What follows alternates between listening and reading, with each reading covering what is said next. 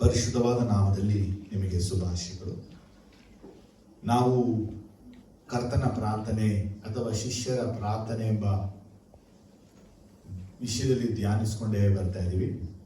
ಇದು ಮತ್ತಾಯ ಬರೆದ ಸುವಾರ್ತೆ 6ನೇ ಅಧ್ಯಾಯದಲ್ಲಿ 9ರಿಂದ 15 ವಾಕ್ಯಗಳು. ನಾವಿದನ್ನ January 1 ಧ್ಯಾನ ಮಾಡಕ್ಕೆ ಸ್ಟಾರ್ಟ್ ಮಾಡಿದ್ದು. ಅದನ್ನು ಕಳೆದ ವಾರ ನಾವು ಮುಗಿಸಿದ್ದು ಪರಲೋಕದಲ್ಲಿರುವ ನಮ್ಮ ತಂದೆಯೇ ಎಂಬುವಂತ ಈ ಪದಗಳನ್ನು. ಇವತ್ತು ನಾವು ಧ್ಯಾನ ಮಾಡುವಂತ ಮುಖ್ಯ ವಿಷಯ ಇದೆ, ನಿನ್ನ ನಾಮವು ಪರಿಶುದ್ಧವೆಂದು ಎಣಿಸಲ್ಪಡಲಿ. ಇಂಗ್ಲಿಷ್ ಟೆಸ್ಟ್ ನೋಡಿ, ಸ್ವಲ್ಪ ತಮಿಳಲ್ಲಿ ನೋಡಿ ಈ ವರ್ಡ್ನ. ಮತ್ತಾಯ 6:10 Your kingdom come, your will be done on earth as it is in heaven. 9 Our Father in heaven, hallowed be your name. Hallowed be in you. your name. எங்கிட்டு தமிழ்லமா? நீங்கள் ஜெபம் பண்ண வேண்டிய விதமாவது, பரமண்டலத்தில் இருக்கிற எங்கள் பிதாவே, உம்முடைய நாமம் பரிசுத்தப்படுவதாக. ஆமென். உம்முடைய நாமம் படுவதாக. ಇಂಗ್ಲಿಷಲ್ಲಿ allowed thy name. ನಿನ್ನ ನಾಮವು ಪರಿಶುದ್ಧ ಎನಿಸಲ್ಪಡಲಿ. ನಾವಿಂದು ಧ್ಯಾನಿಸೋದು ಪರಿಶುದ್ಧ ಆ ವಿಚಾರವನ್ನು ಮಾತ್ರ. ಎರಡೇ ಇದು ಎಲ್ಲರಿಗೂ ಗೊತ್ತಿರುವಂತ ವಿಷಯ. ಹೋಲಿ, ಅಲೌಡ್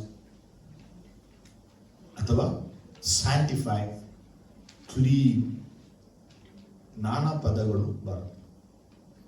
ಯೇಸು ಸ್ವಾಮಿ ಪ್ರಾರ್ಥನೆಯನ್ನ ನಮ್ಗೆ ಹೇಳಿಕೊಟ್ಟ ಪ್ರಾರ್ಥನೆಯಲ್ಲಿ ನಾವು ಪ್ರಾರ್ಥಿಸುವಂಥವರು ನಮ್ಮ ತಂದೆಯಾದ ದೇವರು, ಅವರು ಪರಿಶುದ್ಧವಾದವರು ಅನ್ನೋದನ್ನ ನಾವು ಮೊದಲು ತಿಳ್ಕೊಳ್ಬೇಕು. ಯಾಕೆ ಯೇಸು ಸ್ವಾಮಿ ಪರಿಶುದ್ಧ ಅನ್ನುವಂಥ ನಾಮವನ್ನ ಮುಂದೆ ತಂದಿದ್ದು? ನಮ್ಮ ದೇವರಿಗೆ ಈ ಬೈಬಲಲ್ಲಿ ಅನೇಕ ಹೆಸರುಗಳು, ಅನೇಕ ನಾಮಗಳು ಉಂಟು. ಒಂದು, ದೇವರು ತಾನೇ ಹೇಳಿದಂಥ ನಾಮಗಳು. 2, ಭಕ್ತರು ಅವರಿಗೆ ಇಟ್ಟಂತ ಹೆಸರುಗಳು.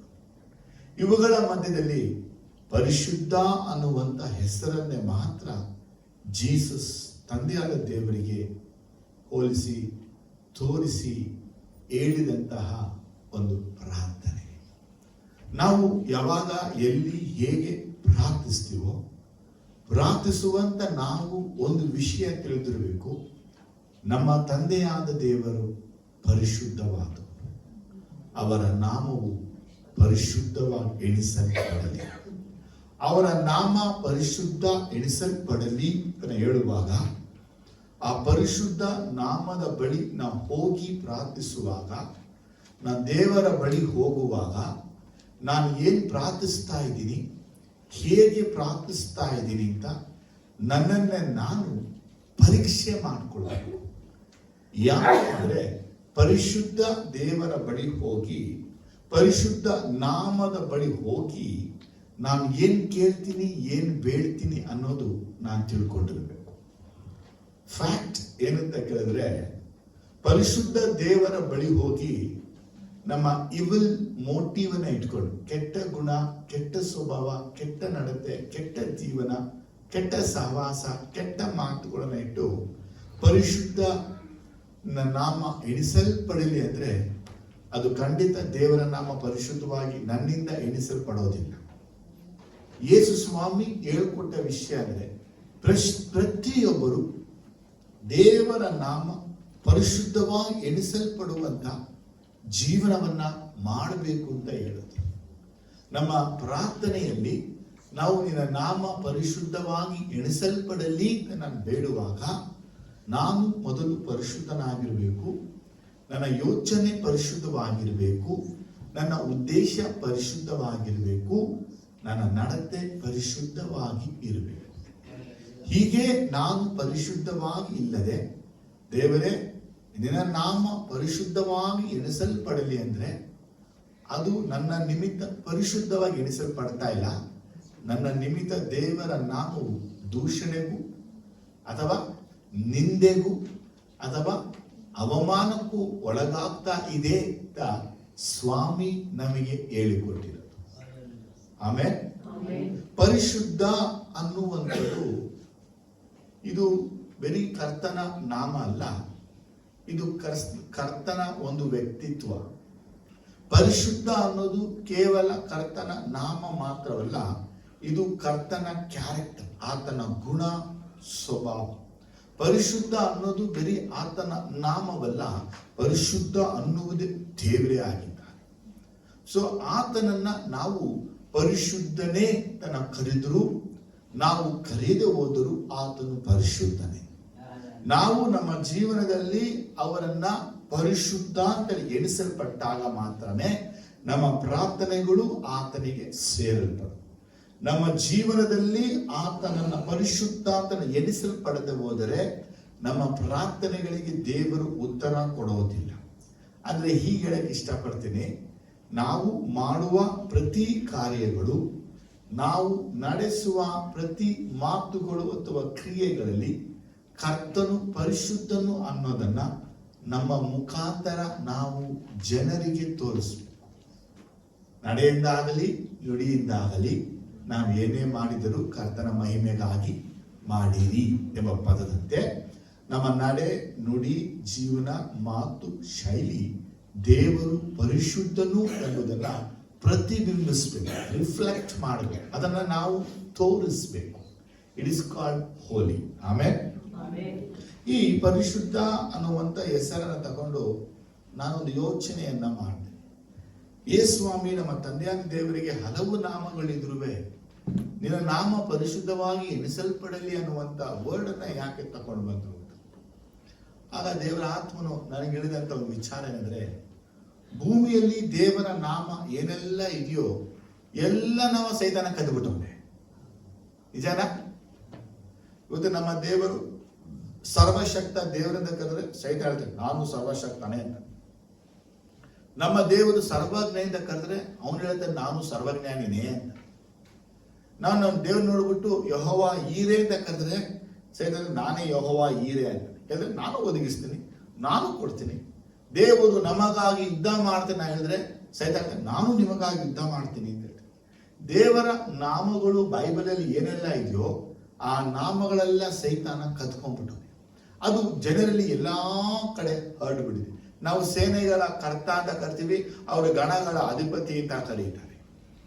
ಆದರೆ ಸೈತಾನ ಒಂದೇ ಒಂದು ದೇವರ ನಾಮವನ್ನ ತನ್ನಲ್ಲಿ, ತನ್ನ ಜೀವನದಲ್ಲಿ ಅಥವಾ ತನ್ನ ಬಿದ್ದು ಹೋದ ದೇವರಲ್ಲಿ ಅಳವಡಿಸಿಕೊಳ್ಳಕ್ಕಾಗದೇ ಇರುವ ಒಂದೇ ಒಂದು, ಅದೇ ಪರಿಶುದ್ಧ ನಾಮ.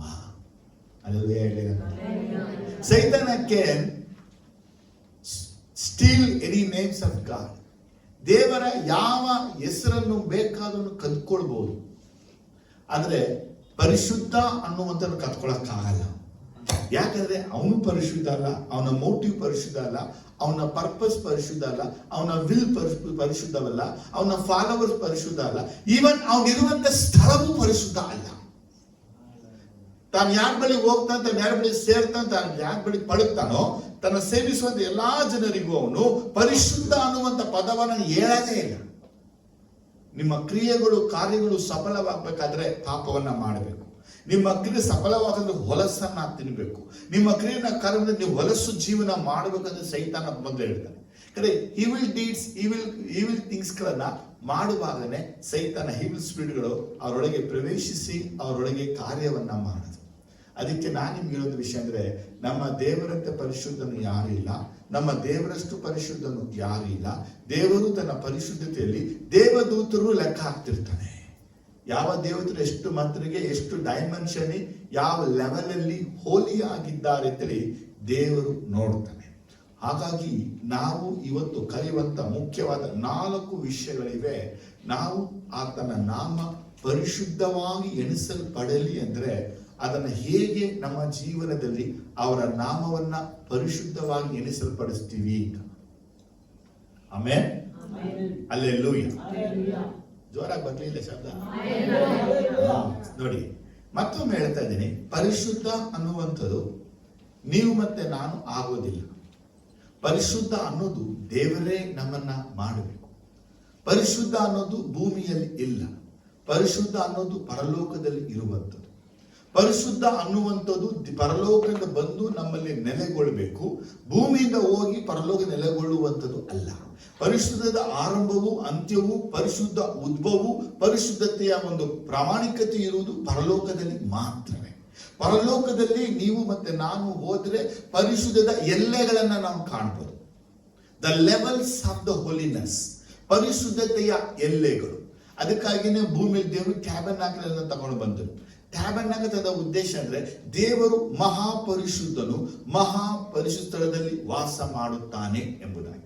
ಮೋಸ ಹೇಳ್ತಾನೆ, ನಮ್ಮ ದೇವರು ಪರಿಶುದ್ಧದಲ್ಲಿ ಸರ್ವೋಚ್ಚನು ಅಂತ ಹೇಳ್ತಾನೆ. That is our God is holy in highest ಅಂತಾನೆ. ಎಷ್ಟು ಎತ್ತರ ಇದೆಯೋ, ಎಷ್ಟು ಉನ್ನತವಾಗಿದೆಯೋ ಅದೆಷ್ಟುಗಿಂತ ಉನ್ನತವಾದನು ಪರಿಶುದ್ಧತೆಯಲ್ಲಿ. ಯಾರು? ಏ ಸ್ವಾಮಿ, ನಮ್ಮ ತಂದೆಯಾದ ದೇವರು. ಆಮೇಲೆ ಹಲ್ಲೆಲೂಯಾ. ಆದರೆ ಈ ಪರಿಶುದ್ಧವಾದ ದೇವರನ್ನ ನಾವು ಹೇಳ್ತೀವಿ, ನಿನ್ನ ನಾಮವು ಪರಿಶುದ್ಧವಾಗಿ ಎಣಿಸಲ್ಪಡಲಿ, ನಿನ್ನ ನಾಮವು ಎಣಿಸಲ್ಪಡಲಿ. ನೋಡಿ, ಇದನ್ನ ಮಣಿ ಎಣಿಸುವಂತೆ ಎಣಿಸೋದಲ್ಲ. ಏನಡೆ ಇದು ಈ ಪರಲೋಕದ ನಮ್ಮ ತಂದೆಯೇ ನಾಮ ಪರಿಶುದ್ಧವಾಗಿ ಎಣಿಸಲ್ಪಡಲಿ. ಈ ಪ್ರಾರ್ಥನೆ ನಾವು 20 ಸೆಕೆಂಡ್ ಅಲ್ಲಿ ಮುಗಿಸ್ಬಿಡ್ಬೋದು. ಎಷ್ಟು ಸೆಕೆಂಡ್ ಅಲ್ಲಿ? ಕೇವಲ 20 ಸೆಕೆಂಡ್ಸ್ ಈ ಪ್ರೇಯರ್ ಮುಗಿದು ಬಿಡುತ್ತೆ. ಆದ್ರೆ 20 ಸೆಕೆಂಡ್ಸ್ ಅಲ್ಲಿ ಪ್ರೇಯರ್ ಮುಗಿಸೋದಲ್ಲ, ಈ ಪ್ರತಿ ಸೆಕೆಂಡ್ವೇ ನಮ್ಮ ಜೀವನವನ್ನ ಪ್ರತಿಬಿಂಬಿಸಬೇಕು, ನಮ್ಮ ಜೀವನವನ್ನ ನಾವು ತೋರಿಸ್ಬೇಕು. ಅದನ್ನೇ ಜೀಸಸ್ ನಮಗೆ ಹೇಳ್ಕೊಡ್ತಾ ಇದ್ದಾರೆ. ಇವತ್ತು ನಾವು ಹೇಗೆ ನಮ್ಮ ಜೀವನದಲ್ಲಿ ಕರ್ತನ ನಾಮ ಪರಿಶುದ್ಧವಾಗಿ ಎಣಿಸಲ್ಪಟ್ಟಿದೆಯಾ ಪಟ್ಟಿಲ್ವಾ ಅಂತ ತೋರಿಸೋದು. ಯಾರ ಜೀವನದಲ್ಲಿ? ಇನ್ನೊಬ್ಬರ ಜೀವನದಲ್ಲಿ. ಇವತ್ತು ನಾವು ಹೇಳ್ತೀವಿ, ನೀವು ಪರಿಶುದ್ಧವಾಗಿರಿ, ನೀವು ಪರಿಶುದ್ಧವಾಗಿರಿ, ನಾನು ಪರಿಶುದ್ಧವಾಗಿರಿ ಅಂತ ಹೇಳ್ತಾರೆ. ಹಂಗಂದ್ರೆ ಏನು? ಹಂಗಂದ್ರೆ ಏನು? ನಮ್ಗೆ ಪರಿಶುದ್ಧ ಅಂತ ಏನ್ ಗೊತ್ತಂದ್ರೆ, ಕೆಟ್ಟದ್ ನೋಡ್ಬೇಡ, ಕೆಟ್ಟದ್ ಹೇಳ್ಬೇಡ, ಕೆಟ್ಟದ್ ಮಾಡಬೇಡ, ಕೆಟ್ಟದ್ ಮುಟ್ಬೇಡ. ಇದು ಅನ್ಯ ಜನಗಳಲ್ಲೂ ಇಂದು ಪರಿಶುದ್ಧತೆ ಇದೆಯಾ? ಮಡಿ ಮಾಡ್ಕೋತಾರ ಮಾಡ್ಕೊಳಲ್ವಾ? ಬಟ್ಟೆ ಒಗ್ಕೋತಾರ ಒಕ್ಕೊಳಲ್ವಾ? ಶುದ್ಧವಾಗಿರ್ತಾರ ಇರಲ್ವಾ? ದೇಹ ಸಂಪರ್ಕ ಮಾಡದೆ ಇರ್ತಾರೆ ಇರಲ್ವಾ? ನೋಡಿ, ಇವರು ಸಹ ಇಂಥ ಪರಿಶುದ್ಧತೆಯನ್ನು ಕಾಪಾಡ್ಕೋತಾ ಇದ್ದಾರೆ.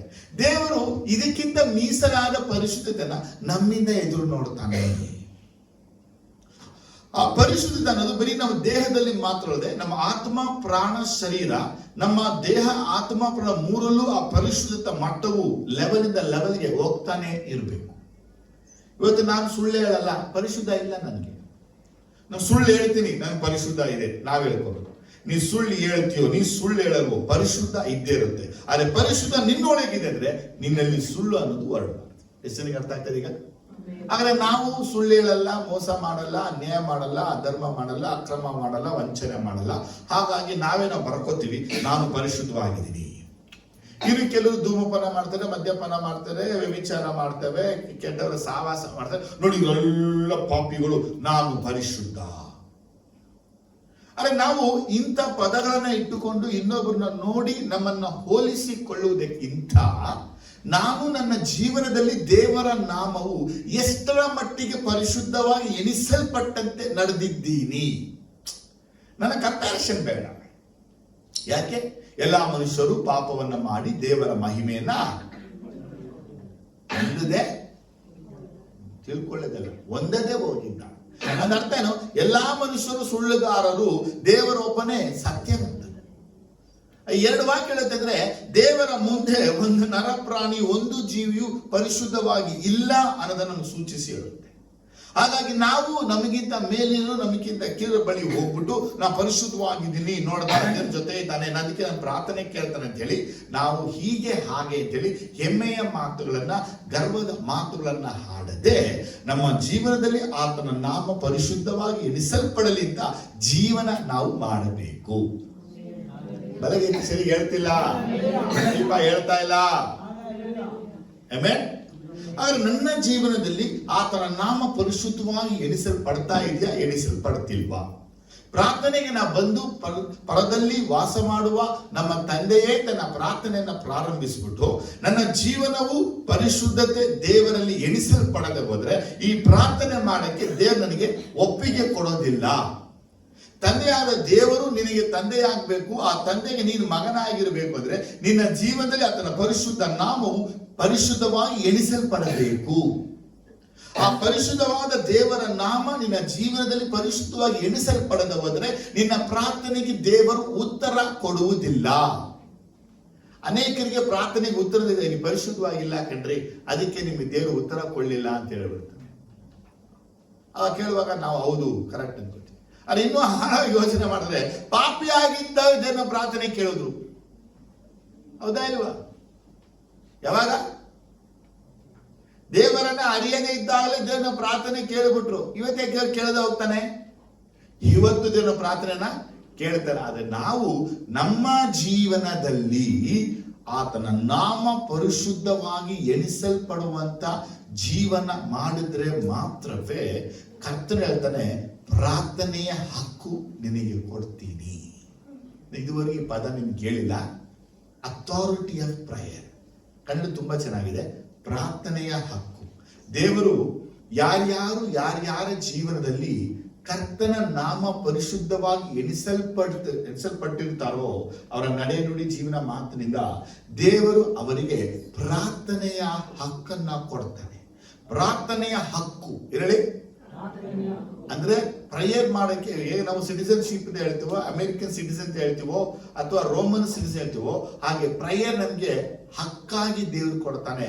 ಆ ಹಕ್ಕನ್ನ ಬಾಧ್ಯವಾಗಿ ಹೊಂದಿಕೊಳ್ಳುವಂತವನು ಯಾರು ಅಂತ ಹೇಳಿದ್ರೆ, ಯಾರು ತನ್ನ ಜೀವನದಲ್ಲಿ ಕರ್ತನ ನಾಮವನ್ನ ಪರಿಶುದ್ಧವಾಗಿ ಎಣಿಸಲ್ಪಡುವಂತೆ ಜೀವನ ಮಾಡ್ತಾನೋ. ಆಮೇಲೆ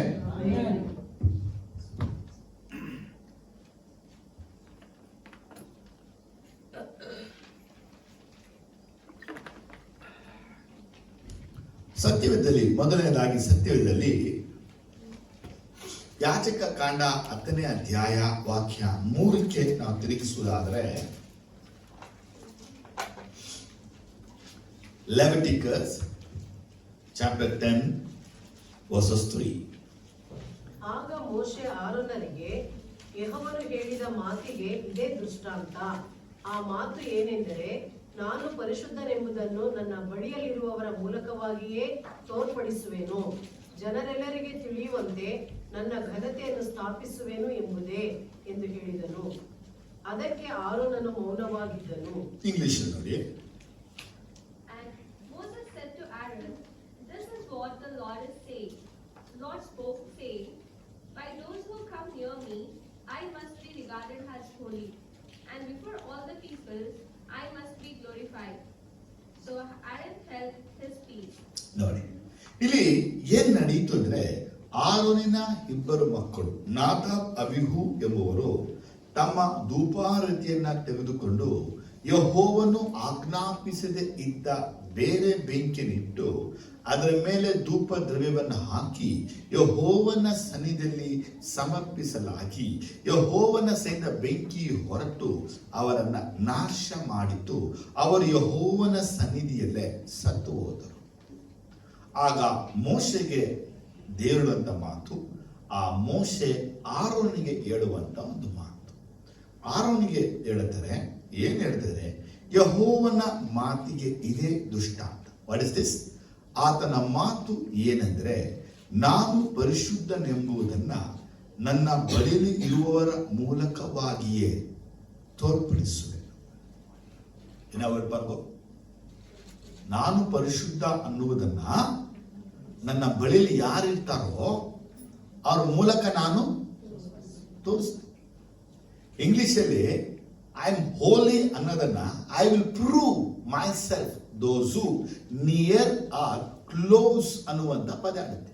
ದೇವರಿಗೆ ಹತ್ತಿರದಲ್ಲಿ ಯಾರಿರ್ತಾರೋ ದೇವರು ಅವರಿಗೆ ಪ್ರೂಫ್ ಮಾಡ್ತಾನಂತೆ ತಾನು ಎಷ್ಟು ಪರಿಶುದ್ಧನಾಗಿದ್ದೀನಿ. ಕೆಳಗೆ ವರ್ಡ್ ತುಂಬಾ ಚೆನ್ನಾಗಿದೆ. ಆ ವರ್ಡ್ ಅಂದ್ರೆ ಜನರಿಗೆ ತಿಳಿಯುವಂತೆ, ರಿಮೆಂಬರ್, ಜನರಿಗೆ ತಿಳಿಯುವಂತೆ ಏನಂತೆ, ನನ್ನ ಘನತೆಯನ್ನು ಸ್ಥಾಪಿಸುವೆ. ಅದ ವರ್ಡ್. ಹಾಗಾದ್ರೆ ನಾವು ನಮ್ಮ ದೇವರ ನಾಮ ಪರಿಶುದ್ಧವಾಗಿ ಎಣಿಸಲ್ಪಡಲಿ ನಾವು ಕರೆದಾಗ ನಾವು ಮೊದಲು ಇದನ್ನ ತಿಳಿಬೇಕು. ನಾನು ನನ್ನ ದೇವರಿಗೆ ಮಹಿಮೆ ಪಡಿಸ್ತಾ ಇದ್ದೀನಾ, ಮಹಿಮೆ ಸಲ್ಲಿಸ್ತಾ ಇದ್ದೀನಾ ಅನ್ನೋದು ವಿಷಯ. Are you glorifying God? ದೇವರನ್ನ ಮಹಿಮೆ ಪಡಿಸ್ತಾ ಇದ್ದೀರಾ? ನಾವು ದೇವರನ್ನ ಮಹಿಮೆ ಪಡಿಸೋದು ಏನರ್ಥ? ಇಲ್ಲಿ ತಗೊಳ್ಳುವಾಗ ಆರೋನನ ಇಬ್ಬರು ಮಕ್ಕಳು ಸತ್ತು ಹೋದ್ರು. ಸತ್ತು ಹೋದ್ರು. ಈಗ ಮಕ್ಕಳು ಸತ್ತು ಹೋದಾಗ ತಂದೆ ವಾಕ್ಯ ಹೇಳುತ್ತೆ, ಆರೋನನು ಮೌನವಾಗಿದ್ದನು. ಈಗ ನಮ್ಮ ಮುಂದೆ ನಮ್ಮ ಮಕ್ಕಳು ಸತ್ತಾಗ, ನಮಗೆ ಸ್ವಂತ ಜನ ಸತ್ತಾಗ, ನಮ್ಮ ಬಂಧು ಬಳಗ ಸತ್ತಾಗ ನಾವು ಮೌನವಾಗಿ ಬಿ ಸೈಲೆಂಟ್ ಆಗಿ ಇರ್ತೀವ. ಗೋಳಾಡ್ತೀವಿ, ಕೂಗ್ತೀವಿ, ಕಿರ್ಚ್ತೀವಿ, ತಲೆ ಕೂದಲನ್ನ ಕೆದರ್ಕೊಳ್ತೀವಿ, ಬಟ್ಟೆಗಳನ್ನ ಹರಿದುಕೊಳ್ತೀವಿ. ಯಾಕೆ?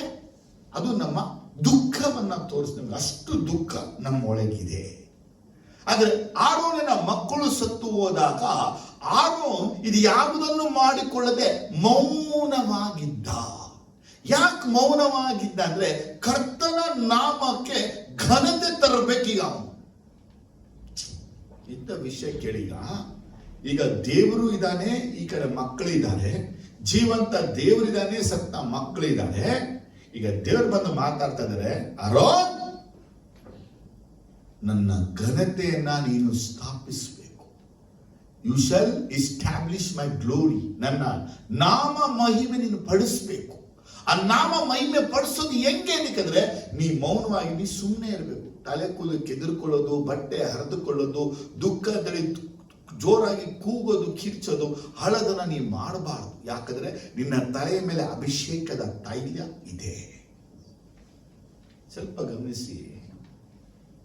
ಕರ್ತನ ನಾಮ ಪರಿಶುದ್ಧವಾಗಿ ಎಣಿಸಲ್ಪಡಲಿ ಅನ್ನುವ ಪದ ನಮ್ಗೆ ಹೇಳ್ತಾ ಇದೆ. ನಾವು ನಮ್ಮ ಜೀವನದಲ್ಲಿ ನಮಗೆ ಉಂಟಾಗುವ ನಷ್ಟಗಳಲ್ಲಿ ಕರ್ತನ ನಾಮ ಮಹಿಮೆ ಪಡಿಸಬೇಕು. ನಷ್ಟ ಅಂದ್ರೆ ಏನು? ಒಂದು ಗಂಡನೋ ಹೆಂಡತಿನೋ ನಾವು ಕಳ್ಕೊತೀವಿ. ಅನ್ಫಾರ್ಚುನೇಟ್. ಯಾರಿಗೂ ಆಶ್ವಾಸನೆ ಕೊಡಕ್ಕಾಗಲ್ಲ. ಇಷ್ಟು ವರ್ಷ ಭೂಮಿ ಬದುಕ್ತ್ಯಾ, ಬೆಳಗ್ಗೆ ದೇವರೇ ಸ್ತೋತ್ರ. ಯಾಕೆ? ನಾವು ಬೆಳಗ್ಗೆ ನೋಡ್ತಾ ಇದೀವಿ, ಗೊತ್ತಿಲ್ಲ ನಾಳೆ ಏನಾಗುತ್ತೆ, ನಾಳಿದೇನಾಗುತ್ತೆ ನಾವು ಅರಿಯವು. ಬಟ್ ನೀನೋ ಒಂತಿ ಇವತ್ತು ನಮ್ಮ ಜೀವನದಲ್ಲಿ ನಾವು ಗಂಡನು ಹೆಂಡತಿ ನಷ್ಟಪಟ್ಟಾಗ ನಮ್ಮ ದೇವರಿಗೆ ಮಹಿಮೆ ಸಲ್ಲಿಸ್ತೇವ? This is the question. ನಮ್ಮ ದೇವರಿಗೆ ನಾವು ಮಹಿಮೆ ಸಲ್ಲಿಸಬೇಕು ಅನ್ನುವುದೇ ಕರ್ತನ ನಾಮ ಪರಿಶುದ್ಧವಾಗಿ ಎಣಿಸಲ್ಪಡಲಿ. ಕರ್ತನ ನಾಮ ಪರಿಶುದ್ಧವಾಗಿ ಎಣಿಸಲ್ಪಡಲಿ ಅಂತ ನಾನು ಹೇಳಿ, ನನಗೆ ಉಂಟಾದ ನಷ್ಟ, ಒಂದು ಗಂಡ ಅಥವಾ ಹೆಂಡತಿ ಅಥವಾ ಮಕ್ಕಳು ಅಥವಾ ಸೊಸೆಯರು ಅಥವಾ ಅಳಿಯಂದಿರು ಅಥವಾ ಮಾವ ಅಥವಾ ಚಿಕ್ಕಪ್ಪ, ದೊಡ್ಡಪ್ಪ, ದೊಡ್ಡಮ್ಮ, ಅವ್ರು ನಮಗೆ ಸೋರ್ಸಸ್ ಆಗಿದ್ರು, ನಮಗೆ ಅವರು ಫ್ರೆಂಡ್ಲಿ ಆಗಿದ್ರು, ಅವ್ರು ನಮಗೆ ಸಪೋರ್ಟಿವ್ ಆಗಿದ್ರು, ಅವ್ರು ನಮಗೆ ಇನ್ಫ್ಲುಯೆನ್ಸರ್ ಆಗಿದ್ರು. ಈ ನಷ್ಟ ನಮಗೆ ಉಂಟಾದಾಗ ನಾವು ಸುಮ್ಮನೆ ಇರ್ತೀವ? ಕೂಗಿ ಕಿರ್ಚಿ ಅತ್ತು ಗೋಳಾಡ್ತೀವ? ದೇವರೇ ನಿನ್ನ ನಾಮ ಪರಿಶುದ್ಧವಾಗಿ ಎಣಿಸಲ್ಪಡಲಿ. ದೇವರು ಕೇಳ್ತಾನೆ, ಈ ನಷ್ಟದಲ್ಲಿ ನನ್ನನ್ನ ನೀನು ಮಹಿಮೆ ಪಡಿಸ್ತೀಯ? ಯಾಕಂದ್ರೆ ನಮ್ಮ ಆಪ್ತರು, ಮಿತ್ರರು, ಪ್ರಿಯರು ನಮ್ಮನ್ನು ಬಿಟ್ಟು ಅವರು ದೂರ ಹೋದಾಗ, ಎಸೆಕೆಲ್, ಐ ಥಿಂಕ್ ಎಸೆಕೆಲ್ 24:16 ಅನ್ಸುತ್ತೆ, ಪ್ರವಾದದ ಎಸೆಕೆಲ್ನಲ್ಲಿ 24:16 ಅನ್ಸುತ್ತೆ. ದೇವರು ಹೇಳ್ತಾರೆ, ಒಂದೇ ಒಂದು ಏಟನಿಂದ ನೀನು ಹೆಂಡತಿರನ್ನು ತೆಗೆದು ಬಿಡ್ತೀನಿ. Yes, absolutely. Ezekiel 24:16, very beautiful word. ಇಡೀ ಬೈಬಲ್ ಅಲ್ಲಿ ಎಸೆಕೆಲ್ ಹೆಂಡತಿ ಅಂತ ಯಾರು ಸಿಕ್ಕಿಲ್ಲ, ಸಿಗೋದು ಇಲ್ಲ. Come on, read it. ಯೆಹೋವನು ಇನ್ನೊಂದು ವಾಕ್ಯವನ್ನು ನನಗೆ ದಯಪಾಲಿಸಿದನು. ನರಪುತ್ರನೇ, ಇಗೋ ಒಂದೇ ಏಟಿನಿಂದ ನಾನು ನಿನಗೆ ನೇತ್ರಾನಂದವಾಗಿರುವವಳನ್ನು ನಿನ್ನಿಂದ ತೆಗೆದು ಬಿಡುವೆನು. ಆದರೂ ನೀನು ಗೋಳಾಡಬೇಡ, ಅಳಬೇಡ, ನಿನ್ನ ಕಣ್ಣೀರು ಸುರಿಯದಿರಲಿ. ಸದ್ದಿಲ್ಲದೆ ನನಗಿಷ್ಟು ಮಾತ್ರವೇ ನೇತ್ರಾನಂದ. What is name? ನಿಮ್ಗೆ ಹೆಣ್ಣು ಮಗು ಹುಟ್ರೆ ಒಂದೇ ಸಲ ಏನಪ್ಪ ಹೆಸರು? ನೇತ್ರಾನಂದ. ಏನ್ ಬ್ರದರ್ ಹೆಸರು ಇಷ್ಟು ಚೆನ್ನಾಗಿದೆ. ಇಡೀ ಬೈಬಲಲ್ಲಿ ಇವನ್ ಹೆಂಡತಿ ಮಾತ್ರ ಎಜೆಕಿಯೇಲ್ ಕಣ್ಣಿಗೆ ನೋವಾಗುವಂತೆ ಬೇಜಾರಾಗುವಂತೆ ನಡೆಯದೇ ಇರುವಂತವಳೆ ಎಜೆಕಿಯೇಲನ ಹೆಂಡತಿ. ಇಡೀ ಬೈಬಲ್ ಇವಳೊಬ್ಬಳೆ. ಅದಕ್ಕೆ ಹೇಳ್ತಾರೆ ನಿನ್ನ ನೇತ್ರಾನಂದ. ಇವತ್ತು ನಾವು ನಮ್ಮ ಹೆಂಡತಿ ನೋಡ್ಬಿಟ್ಟು ಇವ್ ನನಗೆ ನೇತ್ರ ಹೇಳಕ್ಕಾಗಲ್ಲ. ನಾವು ಕಣ್ಣಿಗೆ ಸುರಿಸೋರು, ಎದೆಗೆ ಪಕ್ಕೆಗೆ ತಿವಿಯೋರು, ಹೃದಯಕ್ಕೆ ನೋವು ಮಾಡೋರು, ಎಲ್ಲಾ ತರ ಹಿಂಸೆನ ಕೊಡುವಂತವ್ರೆ. ಆದ್ರೆ ಇವಳು ಮಾತ್ರ ನೋಡ್ತೀವಿ ನೇತ್ರಾನಂದ. ಒಂದ್ ವೇಳೆ ನಾಳೆ ದಿನ ನೀವು ಮದುವೆ ಆದ್ರೆ, ಮದುವೆ ಆಗುವಂತವ್ರು ನೀವು ನಿಮ್ಮ ಗಂಡಂದರಿಗೆ ನೇತ್ರ ಆನಂದವಾಗಿರ್ಬೇಕು. ಅಂದ್ರೆ ಅವರ ಕಣ್ಣಿಗೆ ಇಷ್ಟ ಇರೋದು, ಅವ್ರ ಕಣ್ಣಿಗೆ ಮೆಚ್ಚಿದೆ ಇರೋದು. ಪ್ರಯರ್ ವಿಷಯ ಮಾತ್ರ ಬಿಟ್ಬಿಟ್ಟು ನೀವು ಪ್ರಯೋಗ ನಮ್ಗೆ ಇಷ್ಟ ಇಲ್ಲ ಅಂದಾಗ ನೀವು ಸರ್ಕಾರ ಮುರಿಬೇಕು. ಅಲ್ಲಿ ಬಿಟ್ಟು ಆಯ್ತು ನಿಂಗೆ ಇಷ್ಟ ಇಲ್ವಲ್ಲ, ನಾ ಪ್ರೇಯರೇ ಮಾಡಲ್ಲ, ನಾ ಬೈಬಲ್ ಓದಲ್ಲ, ನಾ ಚರ್ಚ್ಗೆ ಹೋಗಲ್ಲ, ಬೇರೆ ಕಡೆ ಹೋಗೋಣ. ಅಲ್ಲಲ್ಲ ಇಲ್ಲ, ಅಲ್ಲಿ ಕಾಂಪ್ರಮೈಸ್ ಅಲ್ಲ. ನೇತ್ರ ಅಂದ್ರೆ ಲೋಕದಲ್ಲಿ ಲೌಕಿಕ ಕಾರ್ಯಗಳಲ್ಲಿ ನೀವು ಇಷ್ಟ ಪಡ್ತಿರೋದು ನಿಮ್ಮ ಹೆಂಡತಿ ಮಾಡಬಾರ್ದು. ಸ್ವಾಮಿ ಹೇಳ್ತಾರೆ ಒಂದೇ ಒಂದು ಏಟು. ಏನಪ್ಪ? ಯಾರಿಗೆ? ಒಬ್ಬ ಪ್ರವಾದಿಯ ಹೆಂಡತಿಯನ್ನ ಹೇಳ್ತಾನೆ ಒಂದ್ ಏಟಿಂದ ಹೊಡಿತೀನಿ, ಸತ್ತೋಗ್ತಾರೆ. ಆದ್ರೆ ನೀನು ಅಳಬಾರ್ದು, ಕಣ್ಣೀರು ಸುರಿಸಬಾರ್ದು. ಯಾಕೆ ದೇವರು ಎಸೆಕಿಯೇಲಿಗೆ ಹಿಂಗೆ ಹೇಳ್ತಾರೆ ಅಂದ್ರೆ, ಅವರ ನಾಮವನ್ನ ಅವನು ಮಹಿಮೆ ಪಡಿಸಬೇಕು. ಆ ನಾಮ ಹೆಂಗೆ ಮಹಿಮೆ ಪಡಿಸುವುದು ಕೇಳಿದ್ರೆ ಅಳದೆ ದುಃಖ ಪಡದೆ ಇರುವುದು. ಹೇಳೋದಲ್ಲೇಲ್ವಿಯಾ? ಹಾಗಾಗಿ ಇವತ್ತು ನಮಗೆ ನಮ್ಮ ಸ್ವಂತ ಬಂಧು ಬಳಗ, ಪ್ರಿಯ ಸ್ನೇಹಿತರು, ಆಪ್ತ ಸ್ನೇಹಿತರು, ಗೆಳೆಯರು ನಮ್ಮನಿಗೆ ಸಹಾಯಕರಾಗಿ ಹಣ ಸಹಾಯ ಮಾಡೋರು, ನಮ್ಗೆ ಎಲ್ಲಾ ರೀತಿ ಸಪೋರ್ಟಿವ್ ಆಗಿರುವಂತವರು ನಮ್ಮಿಂದ ಅಗಲಿ ಹೋದಾಗ ನಾವು ಹೇಗೆ ಸಮಾಧಾನವಾಗಿರ್ತೀವಿ? ಇರಲ್ಲ. ಅದೇ ವಾಕ್ಯ ಹೇಳ್ತಾ ಇದೆ, ನಾವು ದೇವರ ಮಕ್ಕಳಾಗಿದ್ದು ಆತನ ನಾಮವು ಪರಿಶುದ್ಧವಾಗಿ ಎಣಿಸಲ್ಪಡಲಿ ಅಂದ್ರೆ ನಮ್ಮ ಜೀವನದಲ್ಲಿ ಆಗುವ ಎಲ್ಲಾ ನಷ್ಟಗಳಲ್ಲಿ ನಾವು ಆತನ ನಾಮಕ್ಕೆ ಮಹಿಮೆ ಸಲ್ಲಿಸಬೇಕು. ಎಷ್ಟು ಜನಕ್ಕೆ ಅರ್ಥ ಆಗಿದೆ? ಬರೀ ಪ್ರಾಣ ಒಂದೇ ಅಲ್ಲಮ್ಮ, ಎರಡು ನಷ್ಟ. ಏನ್ ನಷ್ಟ? ನಮ್ಮ ಒಡವೆ, ನಮ್ಮ ಜಮೀನು, ನಮ್ಮ ಭೂಮಿ. ಯಾಕೆ?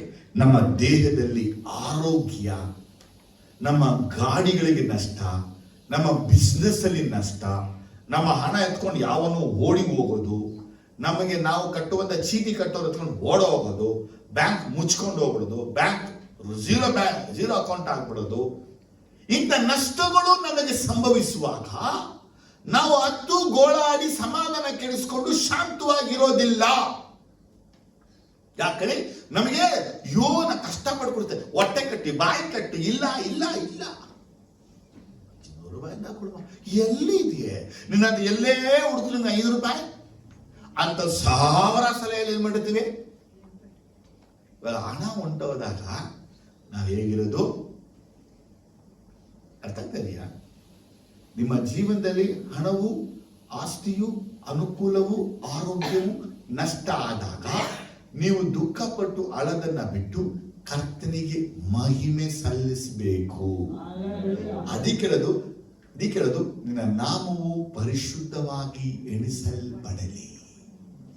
ಸುಮ್ಮನೆ ದೇವರ ನಾಮ ಪರಿಶುದ್ಧ ಒಂದು ಹಾಡನ್ನ ಆಡ್ಬಿಟ್ಟು ಅನ್ಕೊಳ್ಳಿ. ದೇವ್ರ ಹೇಳ್ತಾನೆ, ಈ ಹಾಡು ನನಗೆ ಬೇಕಾಗಿಲ್ಲ ಮಗ, ನಿನ್ ಜೀವನ ತೋರಿಸು. ಯೋಬನ ಜೀವನದಲ್ಲಿ ಒಂದೇ ದಿನ ಅವನ ಆಸ್ತಿಯನ್ನ ಕಳ್ಕೊಂಡ, ತನ್ನ ಮಕ್ಕಳನ್ನ ಕಳ್ಕೊಂಡ. ಅಂತಾನೆ ದೇವರೇ ಕೊಟ್ಟನ ದೇವರ ಆತ ನಾಮಕ್ಕೆ ಸ್ತೋತ್ರವಾಗಲಿ. ದೇವರ ಹೇಳುತ್ತೆ ಅವನು ಪಾಪವನ್ನೇ ಮಾಡಲಿಲ್ಲ. ಎಂಟಿ ದೂಷಿಸಿ ದೇವರನ್ನ ದೂಷಿಸಿ ಸಾಯದ ಮೂರ್ಖರನ್ನೇ ಮಾತಾಡ್ಬೇಡ ಅಂತ ಹೇಳಿದ.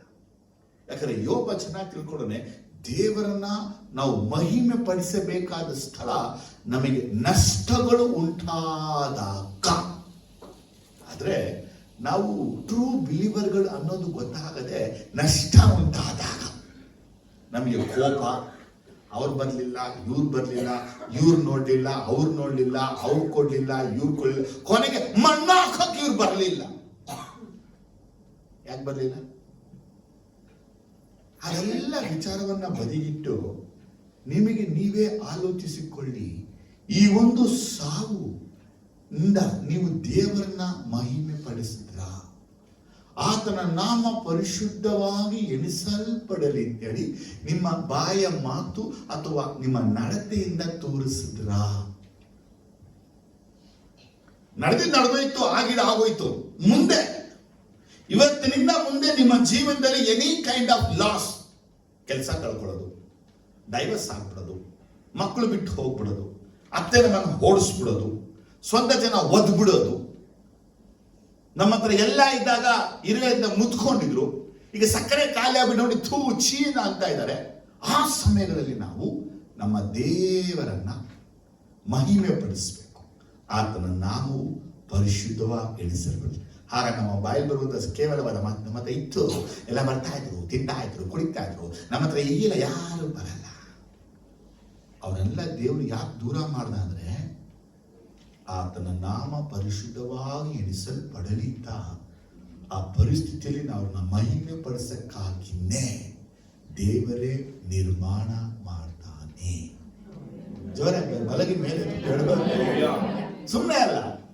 ಇವತ್ತೇನೋ ವಾಕ್ಯಗಳು ಮನೆಗೆ ಹೋಗ್ಬಿಟ್ಟು ಸ್ಲಿಪ್ಪರ್ನ ಶೂನ ಬಿಟ್ಬಿಟ್ಟು ವ್ಯಾರಂಟಿ ಮಗ ಸೇಡ ಹಾಕೊಂಡು ಹಾಕ್ಬಿಡೋದಲ್ಲ. ಲೈಫಲ್ಲಿ ಕೈಗೊಂಡು ನಡಿಬೇಕು ಈ ವರ್ಡ್. ನಿಮ್ಮ ಜೀವನದಲ್ಲಿ ನಡೆಯುವಂತ ನಷ್ಟ ಏನು, ನಡೆದ ಸಂಭವಗಳು ಏನು, ಇನ್ನೂ ನಡೆದಂತ ನಷ್ಟಗಳನ್ನು ಕೊರಗ್ತಾ ಕೂತ್ಕೊಂಡಿದ್ದೀರಾ? ನಿಮ್ಮ ಫ್ರೆಂಡಿಂಗ್ ಮಾಡ್ದ, ನಿಮ್ ಫ್ರೆಂಡಿಂಗ್ ಮಾಡ್ದ, ಇನ್ನೂ ನಿಮ್ಮ ತಲೆಯಲ್ಲೇ ಅದಿದೆಯಾ? ಆಗ ನೀವು ದೇವರನ್ನ ಮಹಿಮೆ ಪಡಿಸ್ತಿಲ್ಲ. ಹಾಗಿದೆ ಆಗೋಯ್ತು, ನಡೆದೋಯ್ತು. ಅವತ್ತು ನೀನು ದೇವರನ್ನ ಮಹಿಮೆ ಪಡಿಸ್ತಿಲ್ಲ. ಅದು ಇವತ್ತು ದೇವರನ್ನ ಮಹಿಮೆ ಪಡಿಸಕ್ಕೆ ಒಂದು ಒಳ್ಳೆ ಅವಕಾಶ ಇದೆ. ದೇವರ ನಿನ್ನ ನಾಮ ಪರಿಶುದ್ಧವಾಗಿ ಎಣಿಸಲ್ಪಡಲಿ ಹೇಳ್ಬಿಡಿ. ಯಾವ ರೀತಿ?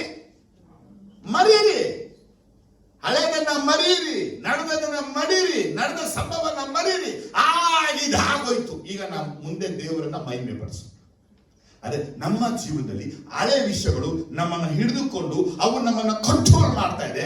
ಹಾಗೆ ನಾನು ದೇವರನ್ನ ಮಹಿಮೆ ಪಡಿಸಕ್ಕೆ ಅದು ನನ್ನನ್ನ ಬಿಡ್ತಾ ಇಲ್ಲ.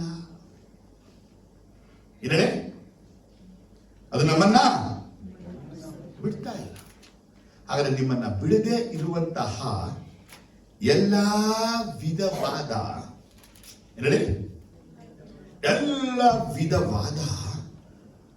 ನಷ್ಟಗಳಿಂದ ನೀವು ಪೌಲನು ಹೇಳುವಂತೆ ನನಗೆ ಲಾಭವಾಗಿದ್ದುಗಳನ್ನ ನಷ್ಟವಾಗಿ ಎಣಿಸ್ಕೋಬೇಕು. ಯಾಕೆ ಪೌಲ ಹೇಳ್ತಾರೆ? ಹೆಂಗಾದ್ರೂ ನಾನು ಅವರ ನಾಮವನ್ನ ಮಹಿಮೆ ಪಡಿಸಬೇಕು.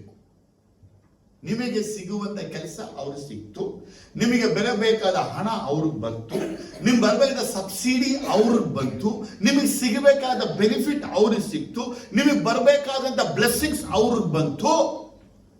ಆಗ ನೀವು ಬೇಚಾಡ್ಕೊಂಡು ಹಳ್ಕೊಂಡು ಗೋಳಾಡ್ಕೊಂಡು ಬೇರೆ ವಿಧವಾದ ಮನಸ್ಸಲ್ಲಿ ಯೋಚನೆ ಮಾಡೋದನ್ನ ಬಿಟ್ಟು ಕರ್ತನೇ ನಿನಗೆ ಮಹಿಮೆ ಆಗಲಿ ಅನ್ನೋದನ್ನ ಬಾಯಾರೆ ಹೇಳ್ಬೇಕು. ಜೋರಾಗಿ ಬಲಗೆ ಎತ್ಬಿಟ್ಟು ಹೇಳ್ತಲ್ಲ. ಕಷ್ಟವಾಗಿದೆ ವಾಕ್ಯ, ಇದು ಕಷ್ಟವಾಗಿದೆಯಾ? ಕರ್ತನೇ ನಿನ್ನ ನಾಮವು ಪರಿಶುದ್ಧವಾಗಿ ಎಣಿಸಲ್ಪಡಲಿ. ಯಾವಾಗ?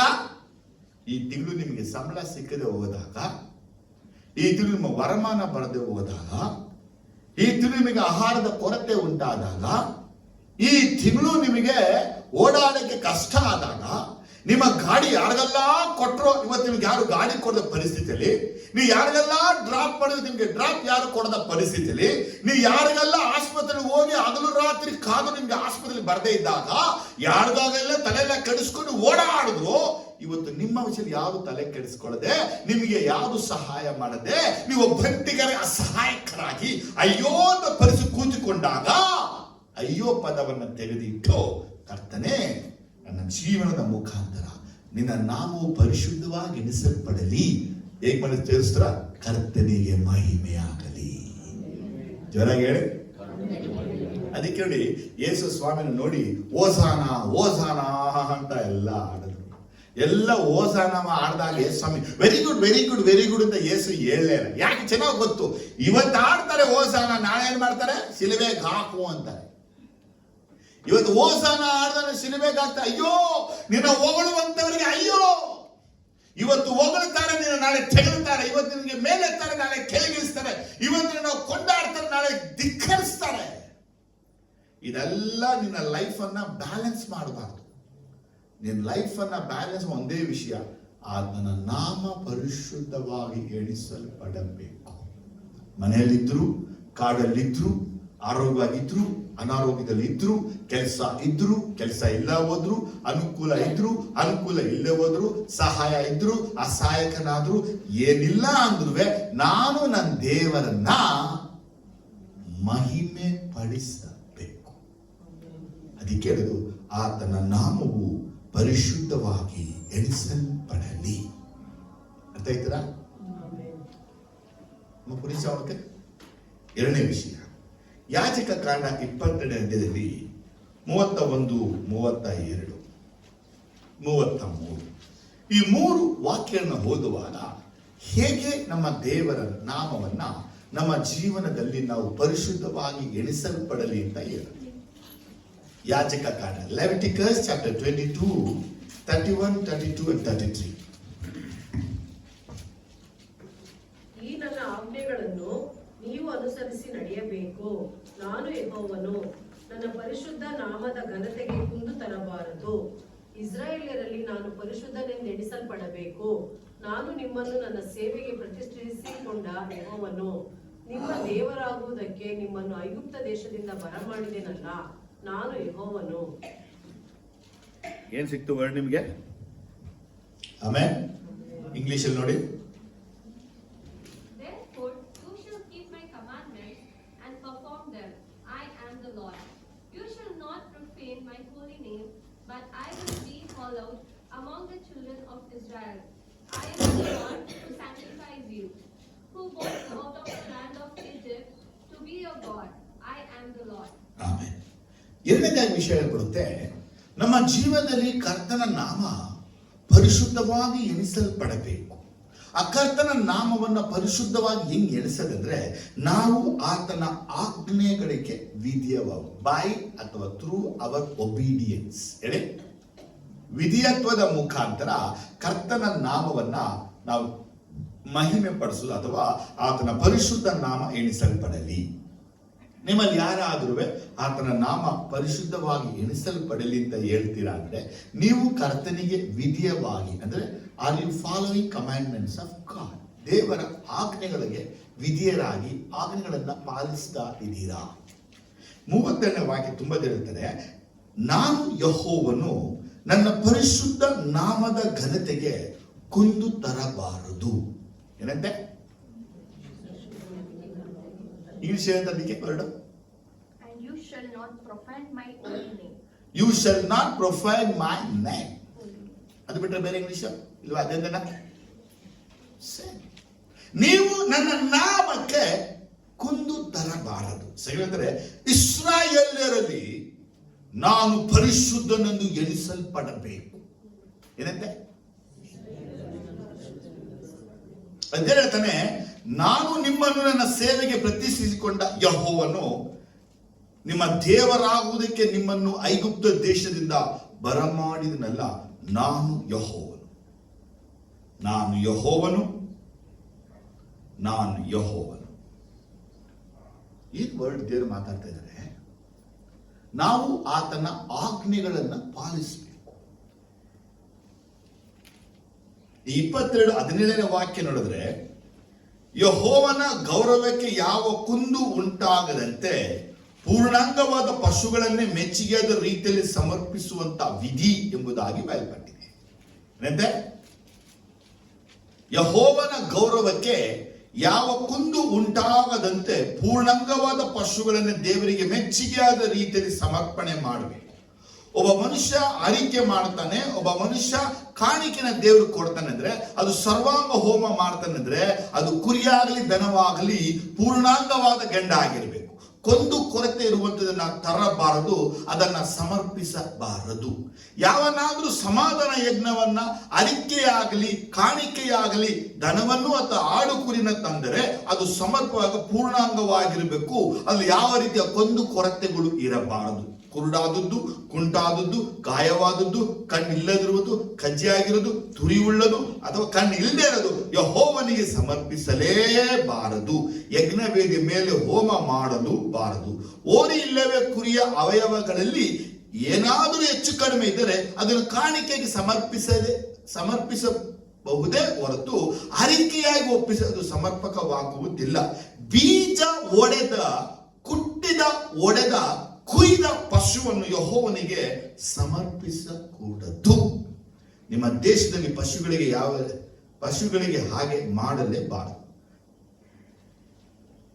ಏನಿದೆ 25 ಹೇಳುತ್ತೆ, ಅನ್ಯ ದೇಶದವರಿಂದ ತೆಗೆದುಕೊಂಡು ಅಥವಾ ಪಶುವನ್ನು ನಿಮ್ಮ ದೇವರಿಗೆ ಆಹಾರವಾಗಿ ಒಪ್ಪಿಸಬಾರದು. ಕೇಳ್ತಾ ಇದ್ದೀರಾ? ಅದು ಕುಂದುಳ್ಳದು, ಪೂರ್ಣಾಂಗವಾದದಲ್ಲ, ಆದ ಕಾರಣ ಸಮರ್ಪಕವಾಗುವುದಿಲ್ಲ. ಏನಕ್ಕೆ ಇದನ್ನ ಹೇಳ್ತಾ ಇದ್ದೀನಿ ವಾಕ್ಯ ಅಂದ್ರೆ, ಇಸ್ರೇಲ್ ಜನರಿಗೆ ಅವತ್ತು ಒಂದು ಅರಿಕೆಯನ್ನ ಮಾಡಿದ್ರೆ, ದೇವ್ರೆ ನನಗೆ ಈ ಕಾರ್ಯವನ್ನ ಮಾಡಿದ್ರೆ ನನಗೆ ಬಲಿಯಾಗಿ ಕೊಡ್ತೀನಿ. ಅದು ದೇವರಿಗೆಲ್ಲ ಮಾಡಿದಕ್ಕೆ ಒಂದು ಕಾಣಿಕೆ ನನ್ನ ದೇವರಿಗೆ ಕೊಡ್ತೀನಿ ಅಥವಾ ಅರಿಕೆ ಮಾಡಿದ್ರೆ ಅವನು ಅದಕ್ಕೆ ವಿಧಿಯವಾಗಿ ನಡೀಬೇಕು. ಅದಕ್ಕೆ ದೇವರಿಗೆ ಸರ್ವಾಂಗ ಹೋಮ ಮಾಡುವಾಗ ಅದು ಗಂಡಾಗಿ ಪೂರ್ಣಾಂಗವಾಗಿ ಇರಬೇಕು. ಹಾಗಾಗಿ ನಾವು ದೇವರಿಗೆ ಕೊಡ್ತೀವಿ ಅಥವಾ ಮಾಡಿದ ಅರಿಕೆಗಳಲ್ಲಿ ಯಾವ ರೀತಿ ಕಣ್ಣಿಲ್ದಿರೋದು, ಕಿವಿ ಕೇಳ್ದಿರೋದು, ಇವತ್ತೆಲ್ಲ ಏನ್ ಮಾಡ್ತಾ ಇದ್ರೆ, ನಾವು ತಿನ್ನುವಂತ ಕುರಿ ಮಾಂಸ ತಿಂತೇವಲ್ವಾ, ಈ ಕುರಿಗಳೆಲ್ಲ ಚೆನ್ನಾಗಿ ತಿಂತೇವೆ ಅಂತೇಳಿ ಕುರಿಗಳ ಬೀಜಗಳನ್ನ ಒಡೆದು ಬಿಡ್ತಾರೆ. ಕುರಿಗಳ ಬೀಜವನ್ನ ಒಡೆದಾಗ ಏನಾಗುತ್ತೆ ಅಂದ್ರೆ, ಕುರಿಗಳು ಮರಿಗಳನ್ನ ಮಾಡಕ್ಕಾಗಲ್ಲ. ಅದ್ರ ಬಲ ಅದ್ರೊಳಗೇನೆ ಇರುತ್ತೆ. ಈ ರೀತಿನೇ ಎಲ್ಲರೂ ಏನು ಮಾಡ್ತಾರೆ, ಕುರಿಗಳ ಬೀಜಗಳನ್ನ ಒಡಿತಾರೆ. ದೇವವಾಗಿ ಹೇಳುತ್ತೆ, ಯಾವ ಕುರಿಯ ಬೀಜ ಒಡೆದಿದ್ರೂ ಅದನ್ನ ನನಗೆ ಸಮರ್ಪಿಸಬಾರದು. ದೇವರಿಗೆ ಸಮರ್ಪಣೆ ಮಾಡಕ್ಕಾಗಿ ಅನ್ಯ ಜನರನ್ನ ಕೊಂಡ್ಕೊಂಡು ಅರ್ಪಣೆ ಮಾಡಬಾರದು. ಅಂದ್ರೆ ನಮ್ಮ ಮನೆಯಲ್ಲೇ ಹುಟ್ಟಿ ಬೆಳೆದಿದ್ದು, ನಮ್ಮ ದೇಶದಲ್ಲೇ ಹುಟ್ಟಿ ಬೆಳೆದಿದ್ದು, ನಮ್ಮ ಜನರಲ್ಲೇ ಹುಟ್ಟಿ ಬೆಳೆದಂತ ಕುರಿ ಪಶು ದೇವರಿಗೆ ಮಾಡೋಕೆ ಬಲಿಯಾಗಿ. ಇವತ್ತು ನಾವು ದೇವರ ಪರಿಶುದ್ಧ ನಾಮ ಎಣಿಸಲ್ಪಡಲಿ ಅಂತ ನಾವು ಪ್ರಾರ್ಥಿಸುವಾಗ ಅಥವಾ ನಾಮವನ್ನ ಹೇಳುವಾಗ ಅವರಿಗೆ ಗೌರವಕ್ಕೆ ಕುಂದು ತರುವಂತಹ ಈ ಕಾಣಿಕೆ ದಶಮ ಭಾಗಗಳನ್ನ ನಾವು ಹಾಕಬಾರ್ದು. ಇವತ್ತು ಎಲ್ಲರಿಗೆ ಕಾಣಿಕೆ ಹಾಕ್ತಾರೆ, ದಶಮ ಭಾಗ ಹಾಕ್ತಾರೆ. ಕೆಲವರೆಲ್ಲ ಅದಕ್ಕೆ ನೀವು ಬೇಕಾದ್ರೆ ಸಮಯ ಇದ್ರೆ ಓದ್ಕೊಳ್ಳಿ, ಅದು ಧರ್ಮಶಕಾಂಡ 12ನೇ ಚಾಪ್ಟರ್ ಬರುತ್ತೆ. ಕೆಲವರೆಲ್ಲ ಏನ್ ಮಾಡ್ತಾರೆ ಅಂದ್ರೆ, ದೇವರೇ ನನಗೆ ಒಂದು ಒಳ್ಳೆ ಕೆಲಸವನ್ನ ಕೊಟ್ರೆ ಫಸ್ಟ್ ಸ್ಯಾಲ್ರಿ ನಾನು ನಿನಗೆ ಕೊಟ್ಬಿಡ್ತೀನಿ ಅಂತ ಅರಿಕೆ ಮಾಡ್ತಾರೆ. ಕೆಲಸ ಕೊಟ್ರೆ ಎಷ್ಟು ಸ್ಯಾಲ್ರಿ? ಬೈಬಲ್ ಹೇಳುತ್ತೆ, ಫಸ್ಟ್ ಬಂದಂತ ಸಂಬಳವನ್ನ ನೀ ದೇವರಿಗೆ ಕಾಣಿಕೆ ಕೊಟ್ಬಿಡ್ಬೇಕು. ನೆಕ್ಸ್ಟ್ ಬರೋದು ದಶಮ ಭಾಗ ಕೊಡು. ಅರೆ ಎಷ್ಟೋ ಜನ ಅದನ್ನ ಕೊಡಲ್ಲ, ಹಾಕೋದು ಇಲ್ಲ. ಯಾಕಂದ್ರೆ ಅವ್ರು ಕಮಿಟೆಡ್ ಆಗಿದ್ದಾರೆ. ಈ ಕೆಲಸ ಬಂದು ಬರೋ ದುಡ್ಡಲ್ಲಿ ಸಾಲ ತೀರಿಸ್ಕೊಳ್ಳೋಕಷ್ಟೇ ಹೊರತಾಗಿ ಬೇರೆ ಮೈಂಡ್. ಇನ್ನು ಕೆಲವರಿಗೆ ಕೊಡೋ ವಿಷಯದಲ್ಲಿ ಅರಿಕೆ ಮಾತ್ರ ಮಾಡಿರ್ತಾರೆ, ಕೊಡುವಾಗ ಅರ್ಧಂಬರ್ಧಗಳನ್ನ ಕೊಡೋದು, ಮನಸ್ಸಿಲ್ಲದೆ ಕೊಡೋದು. ಈ ರೀತಿ ನಾವು ಮಾಡುವಾಗ ಆತನ ನಾಮ ಪರಿಶುದ್ಧವಾಗಿ ಎಣಿಸಲ್ಪಡಲಿಲ್ಲ. ನಮ್ಮ ಜೀವನದಲ್ಲಿ ದೇವರಿಗೆ ಏನು ಕೊಡ್ತೀವೋ, ದೇವರು ನನಗೆ ಅದು ಕೊಡು, ಇದು ಬೇಕು ಅಂತ ಅವ್ರಿಗೆ ಕೇಳಲ್ಲ. ಕೊಡುವಂತ ವಿಷಯ ನಾನು ಅರಿಕೆ ಮಾಡಿದಾಗ, ನಾ ಕಾಣಿಕೆ ಕೊಡ್ತೀನಿ, ದಶಮ ಕೊಡ್ತೀನಿ, ನಾ ಇದನ್ನ ಕೊಡ್ತೀನಿ, ಅದನ್ನ ದೇವರಿಗೆ ಅರಿಕೆ ಮಾಡಿಬಿಟ್ಟು ಅದು ಪೂರ್ಣಾಂಗವಾಗಿ ಕೊಟ್ಟರೆ ಮಾತ್ರನೇ ದೇವರಿಗೆ ಮಹಿಮೆ ಪಡಿಸಿದ ಹಾಗೆ. ಫುಲ್ ಆಂಟಿಕಸ್ ಬುಕ್ ಹೇಳ್ತಾರೆ, ದೇವರಿಗೆ ಪರಿಶುದ್ಧವಾದನ್ನ ಕೊಡಬೇಕು. ನೋ ಹೇಳ್ತಾನೆ ಕ್ಲೀನ್ ಅನ್ಕ್ಲೀನ್ ಅನಿಮಲ್ ಕೂಡಿಸಿದೆ. ಯಾಕಂದ್ರೆ ಕ್ಲೀನ್ ಅನಿಮಲ್ಸ್ ದೇವರಿಗೆ ಒಂದು ಸ್ಯಾಕ್ರಿಫೈಸ್ ಅನ್ನ ಮಾಡ್ದ. ದೇವರಿಗೆ ಬಲಿ ಕೊಡುವ ಎಲ್ಲಾ ವಿಷಯಗಳಲ್ಲಿ ಅದು ಹೆಂಗಿರ್ಬೇಕು, ಶುದ್ಧವಾಗಿರ್ಬೇಕು, ಯಾವ ದೋಷವೂ ಇರಬಾರ್ದು, ಅದರಲ್ಲಿ ಏರುಪೇರು ಇರಬಾರ್ದು, ಹೆಚ್ಚಾದ ಎಕ್ಸ್ಟ್ರಾ ಗ್ರೋತ್ಗಳೊಳಗೆ ಇರಬಾರ್ದು. ಇದ್ರೆ ಅವುಗಳನ್ನ ದೇವರಿಗೆ ಸಮರ್ಪಣೆ ಮಾಡಂಗೆ ಇಲ್ಲ. ಇವತ್ತೆಲ್ಲ ಏನು ಗೊತ್ತಾ, ಇವರಿಗೆ ವರಮಾನ ಬರ್ತಾ ಇರುತ್ತೆ, ಇವರಿಗೆ ಸಂಬಳ ಬರ್ತಿರುತ್ತೆ, ಇವರಿಗೆ ದುಡ್ಡು ಬರ್ತಾನೆ ಇರುತ್ತೆ. ದೇವರಿಗೆ ಇದರಲ್ಲಿ ಯಾವುದವ್ರು ಕೊಡಕ್ ಮನಸ್ಸಿಲ್ಲ. ಯಾಕಂದ್ರೆ ದೇವರೇ ನಿನ್ನ ನಾಮ ಪರಿಶುದ್ಧವಾಗಿ ಎಣಿಸಲ್ಪಡ. ಆಲೆಗೆ ಎಲ್ಲ ಆಲೆಗೆ ಬರ್ತಾರೆ, ದೇವರ ಕಳುತ್ತೆ. ನೀ ಆಲೆಗೆ ಬರುವಾಗ ನಿನ್ನ ಕೈಯಲ್ಲಿ ಕಾಣಿಕೆ ಇಲ್ಲದೆ ಬರಂಗಿಲ್ಲ. ಒಬ್ರುವೇ ಕಾಣಿಕೆ ಇಲ್ಲದೆ ಬರಂಗಿಲ್ಲ. ಅದಕ್ಕಿಂತ ₹1 2 ರೂಪಾಯಿ ಭಿಕ್ಷಿಕನ ಹಾಕಿ ₹1 ಟನ್ ಟನ್ ಅಂತ ಹಾಕೋದು. ದೇವಾಲಯಕ್ಕೆ ಬಂದಾಗ ಪ್ರತಿಯೊಬ್ಬರು ಮಸ್ಟ್ ಅಂಡ್ ಶುಡ್ ನಿಮ್ಮ ಕೈಯಲ್ಲಿ ಕಾಣಿಕೆ ತಂದು ದೇವರಿಗೆ ಹಾಕಲೇಬೇಕು. ನಿಮ್ಮಲ್ಲಿ ಎಷ್ಟು ಜನ ಇನ್ನೂ ದೇವಾಲಯಕ್ಕೆ ಬಂದರೂ ಕಾಣಿಕೆ ಹಾಕದೆ ಬಂದು ಕೂತ್ಬಿಟ್ಟು ವಾಕ್ಯ ಕೇಳ್ಬಿಟ್ಟು ಹೋಗ್ತಾ ಇದ್ದೀರಾ? ಮ್ಯೂಸಿಕ್ ಎಂಜಾಯ್ ಮಾಡ್ಕೊಂಡು ಹೋಗ್ತಾ ಇದ್ದೀರಾ? ಒಳ್ಳೆ ವರ್ಷಿಪ್ ಅಟೆಂಡ್ ಮಾಡ್ಕೊತಾ ಇದ್ದೀರಾ? ಪ್ರಾಫೆಸಿ ಬರುತ್ತೆ, ಡೆಲಿವರೆನ್ಸ್ ಬರುತ್ತೆ, ಹೀಲಿಂಗ್ಸ್ ಬರುತ್ತೆ, ಮೆಸೇಜ್ ಸಿಗುತ್ತೆ, ಡ್ರೀಮ್ಸ್ ನೋಡ್ತೀರಾ, ವಿಷನ್ ನೋಡ್ತೀರಾ, ಇದೆಲ್ಲ ಹೊಂದ್ಕೋತಾ ಇದ್ದೀರಾ. ಆತ್ಮದ ಇನ್ನೊಂದು ಅನುಭವಗಳ ಮಟ್ಟ ನಿಮಗೆ ಜಾಸ್ತಿನೇ ಆಗ್ತಾ ಇದೆ. ಆದ್ರೆ ಕೊಡೋದ್ರಲ್ಲಿ ಮಾತ್ರ ಕುಷ್ಠರೋಗ ಬಂದ್ಬಿಟ್ಟಿದೆ. ಆಗಲ್ಲ, ಕೊಡೋದು ಇಲ್ಲ, ಕೊಡೋಕಿಲ್ಲ. ಆದ್ರೆ ಇವತ್ತು ಒಂದು ಬದಲಾವಣೆ, ನಿನ್ನ ನಾಮವು ಪರಿಶುದ್ಧವಾಗಿ ಎಣಿಸಲ್ಪಡಲಿ ಅಂತ ನೀವು ಹೇಳ್ತೀರಾದ್ರೆ ನಿಮ್ಮ ಎಲ್ಲಾ ಕಾಣಿಕೆಗಳಲ್ಲಿ ದೇವರಿಗೆ ಕೊಡೋದನ್ನ ದೇವರಿಗೆ ಕೊಟ್ಟು, ಕೈಸರಿಗೆ ಕೊಡಬೇಕಾದನ್ನ ಕೈಸರಿಗೆ ಕೊಟ್ಟು, ಸರ್ಕಾರಕ್ಕೆ ಕೊಡಬೇಕಾದನ್ನ ಸರ್ಕಾರ ಕೊಟ್ಟ ಹೇಳ್ತಾನೆ, ನಿನ್ನ ನಾಮ ಪರಿಶುದ್ಧವಾಗಿ ಹೇಳದಲ್ಲಪ್ಪ. ಹೌದು, ನನ್ನ ನಾಮ ನಿನ್ನ ಜೀವನದಲ್ಲಿ ಪರಿಶುದ್ಧವಾಗಿ ಎಣಿಸಲ್ಪಟ್ಟಿತ್ತು. ಅಲ್ಲೆಲ್ಲ ಬರ್ಲಿಲ್ಲ, ಅಲ್ಲಿಗೆ ಚೆನ್ನಾಗಿದೆ. ಆಮೇಲೆ ಅಲ್ಲೆಲ್ಲ ದೇವರಿಗೆ ಮಹಿಮೆ ಪಡಿಸೋದು ಯಾವ ರೀತಿ, ಆತನ ನಾಮ ನಮ್ಮ ದೇಶದಲ್ಲಿ ಪರಿಶುದ್ಧವಾಗಿ ಎಣಿಸಲ್ಪಟ್ಟು ಯಾವ ರೀತಿ ಅಂದ್ರೆ, ನಾವು ದೇವರಿಗೆ ಕೊಡುವ ಎಲ್ಲಾ ವಿಷಯಗಳಲ್ಲಿ ಕಳೆದ ತಿಂಗಳು ಆಫ್ರಿಗೆ ಇವತ್ತು ಆಗೋದು. ಏನೋ ನಿಮ್ಗೆ ಗವರ್ಮೆಂಟ್ ಆಫೀಷಿಯಲ್ಸ್ಗಳಿಗೆ ತಿಂಗಳು ಸಂಬಳ ಆಗಲ್ಲ, ದೇವ್ರು ಚೆನ್ನಾಗಿ ಗೊತ್ತು. ಕೆಲವರಿಗೆ ವೀಕ್ಲಿ ಆಗ್ತಾ ಇರುತ್ತೆ, ಕೆಲವರಿಗೆ ಕಮಿಷನು, ಪೇಮೆಂಟು, ಇನ್ಕಮ್, ಸ್ಯಾಲರಿ ಎಲ್ಲ ಬರ್ತಾನೆ ಇರುತ್ತೆ. ದುಡ್ಡು ಮಾತ್ರ ಬರ್ತಾನೆ ಇರುತ್ತೆ. ಅದಿಟ್ಬಿಟ್ಟು ಈ ದುಡ್ಡು ಬಂದಾಗ ಹಾಕ್ತೀನಿ. ಯಾವ ದುಡ್ಡು ಬರ್ತದೋ ಇರೋದ್ರಲ್ಲೇ ಹಾಕಕ್ಕೆ ಮನಸ್ಸಿಲ್ಲದವರು ಅದು ಬಂದಾಗ ಖಂಡಿತ ಆಗ್ತಾರೆ ಅಂತ ಹೇಗೆ ಹೇಳಕ್ ಸಾಧ್ಯ? ಇನ್ನು ಅನೇಕ ಪೆನ್ಷನ್ ಹೋಲ್ಡರ್ಗಳಾಗಿದ್ದಾರೆ. ಪೆನ್ಷನ್ ಬರ್ತಾ ಇರೋದು 25 ತಾರೀಕು ಪೆನ್ಷನ್ ಬಂದ್ಬಿಡುತ್ತೆ.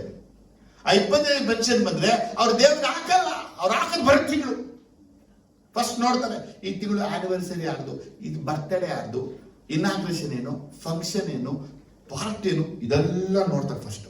ಅಲ್ಲಿಗೆಲ್ಲ ಫಸ್ಟ್ ಏನ್ ಮಾಡೋದ, ದುಡ್ಡುಗಳನ್ನ ಕರೆಕ್ಟಾ. ಆಮೇಲೆ ಬರೋ ತಿಂಗಳು ಸ್ಯಾಲ್ರಿ ಬಂದಾಗ ತಿಂಗಳು ಕಾಣಿಕೆ ಹಾಕೋದು, ಅಥವಾ ಗೂಗಲ್ ಪೇ ಮಾಡುತ್ತಾ, ಫೋನ್ ಪೇ ಕಳಿಸ್ಬಿಡುತ್ತೆ, ತಗೊಳ್ಳಿ ದುಡ್ಡು, ಕಾಣಿಕೆ ತಗೊಳ್ಳಿ, ದೇವ್ರ ಆಶೀರ್ವಾದ ಮಾಡಿ. ನಾನು ನಿಮಗೆ ಆಶೀರ್ವಾದ ಮಾಡಲಿದೆ ಅಂತ ಹೇಳಿದ್ರೆ ದೇವರೇ, ನಿನ್ನ ಕಾಣಿಕೆ, ನಿನ್ನ ದಶಮ ಭಾಗ, ನಿನ್ನ ಆಫರಿಂಗ್, ನಿನ್ನ ಗಿಫ್ಟ್ಗಳಿಂದ ನೀ ನನ್ನ ನಾಮವನ್ನ ಪರಿಶುದ್ಧವಾಗಿ ಎಣಿಸಲ್ಪಡುವಂತೆ ನಡೆಯಲಿಲ್ಲ. ಸಭೆ ಮಾತ್ರ ಕೆಲವರು ಇರ್ತಾರೆ, ಸಂಬಳ ಬಂತೋ ಇಲ್ವೋ ಎದ್ದು ಬಿದ್ದು ಬಂದು ಫಸ್ಟ್ ಬಂದು ಕೈಯಲ್ಲಿ ಕೊಡೋದು ಬಾಕ್ಸ್ ಅಲ್ಲಿ ಹಾಕ್ಬಿಡ್ತಾರೆ. ಇನ್ನು ಕೆಲವರು ಸಂಬಳ ಬಂತೋ ಇಲ್ವೋ ಬಂದಿದ ತಕ್ಷಣ ಆಫ್ರಿನ ಕಳಿಸ್ಬಿಟ್ಟು ನೆಕ್ಸ್ಟ್ ಕರೆಕ್ಟ್. ಕೆಲವರು ಹಾಕಲ್ಲ, ಸಂಬಳ ಎಲ್ಲ ಬಂದು ಇವರು ತಿಂದು ನಿದ್ರೆ ಮಾಡಿ ಬಾತ್ರೂಮ್ಗೆ ಹೋಗಿ ಆಮೇಲೆ ಬಂದು ಕಾಣಿಕೆ. ಅದು ಯಾವಾಗ ಅರ್ಧೋಗಿದ ನೋಟು, ಯಾವ ನೋಟು? ಅನೇಕರು ಮದುವೆಗೆಲ್ಲ ಹೋದ್ರೆ ಹೊಸ ನೋಟ್ ಇದೆಯಾ? ಮದುವೆ ಗಿಫ್ಟಿಗೆ ಹೊಸ ನೋಟು, ಕರ್ತನ ಪರಿಶುದ್ಧ ಆಲಯಕ್ಕೆ ಹಳೇ ನೋಟು, ಅರ್ಕುಲ್ ಪರ್ಕುಲ್ ನೋಟು, ಸ್ಟಿಕ್ಕರ್ ಅಂಟಿಸಿರುವ ನೋಟು. ಆಗ ಸ್ವಾಮಿ ನೋಡ್ತಾನೆ, ನೀನು ನಿನ್ನ ಜೀವನದಲ್ಲಿ ನನ್ನ ನಾಮ ಪರಿಶುದ್ಧವಾಗಿ ಎಣಿಸಲ್ಪಡಲಿದ್ರೆ ಕೊಂದು ಕೊರತೆ ಉಳ್ಳದನ್ನೇ ನನಗೆ ನೀ ಕೊಡ್ತಾ ಇದೀಯ.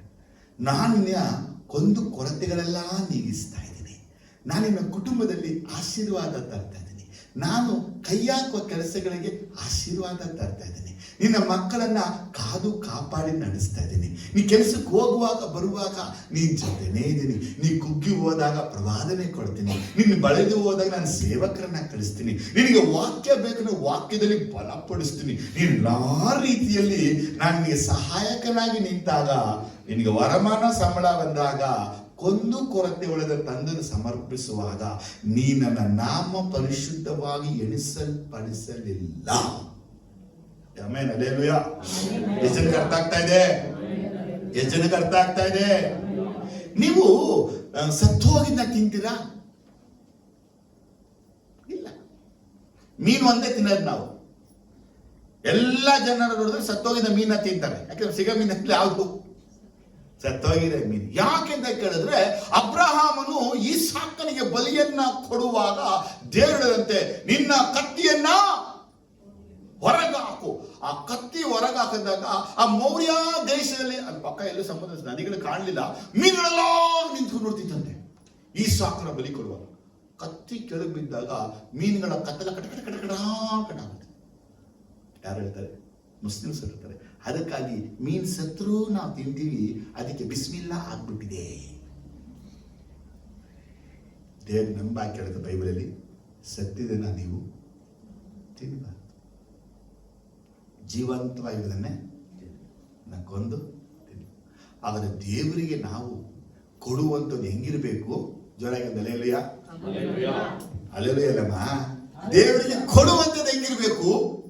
ಜೀವ ಉಳ್ಳದಾಗಿರ್ಬೇಕು. ಏನಿ ಬ್ಯಾಂಕ್ಗೆ ಹೋದ್ರಿ, ಬ್ಯಾಂಕ್ 1 ಲಕ್ಷನ ಡ್ರಾ ಮಾಡಿದ್ರಿ, ಒಂದಷ್ಟು ಡ್ರಾ ಮಾಡಿ ಕಟ ಸುಳ್ಳು ಬಂತು, ದುಡ್ಡೆಲ್ಲ ತಗೊಂಡ್ಬಂದ್ಬಿಟ್ರಿ, ಎಣಿಸಿದ್ರೆ 4 ನೋಟ್ ಹರಿದೋಗಿದೆ, 4 ಅರ್ಶನ ಕುಂಕುಮಗಳಾಗಿದೆ, 4 ನೋಟಲ್ಲಿ ಗಾಂಧೀಜಿನೇ ಕಾಣ್ತಾ ಇಲ್ಲ. ಈಗ ನಿಮ್ಗೆ ನಷ್ಟ ಆಯ್ತಾ ಲಾಭ ಆಯ್ತಾ? ನಿಜನಾ? ನೀವು ಏನು ಗೊತ್ತಿರೋದು? ಛೇ, ಆ ಬ್ಯಾಂಕು ನಮ್ಗೆ ಏನ್ ಮಾಡ್ಬಿಟ್ಟ?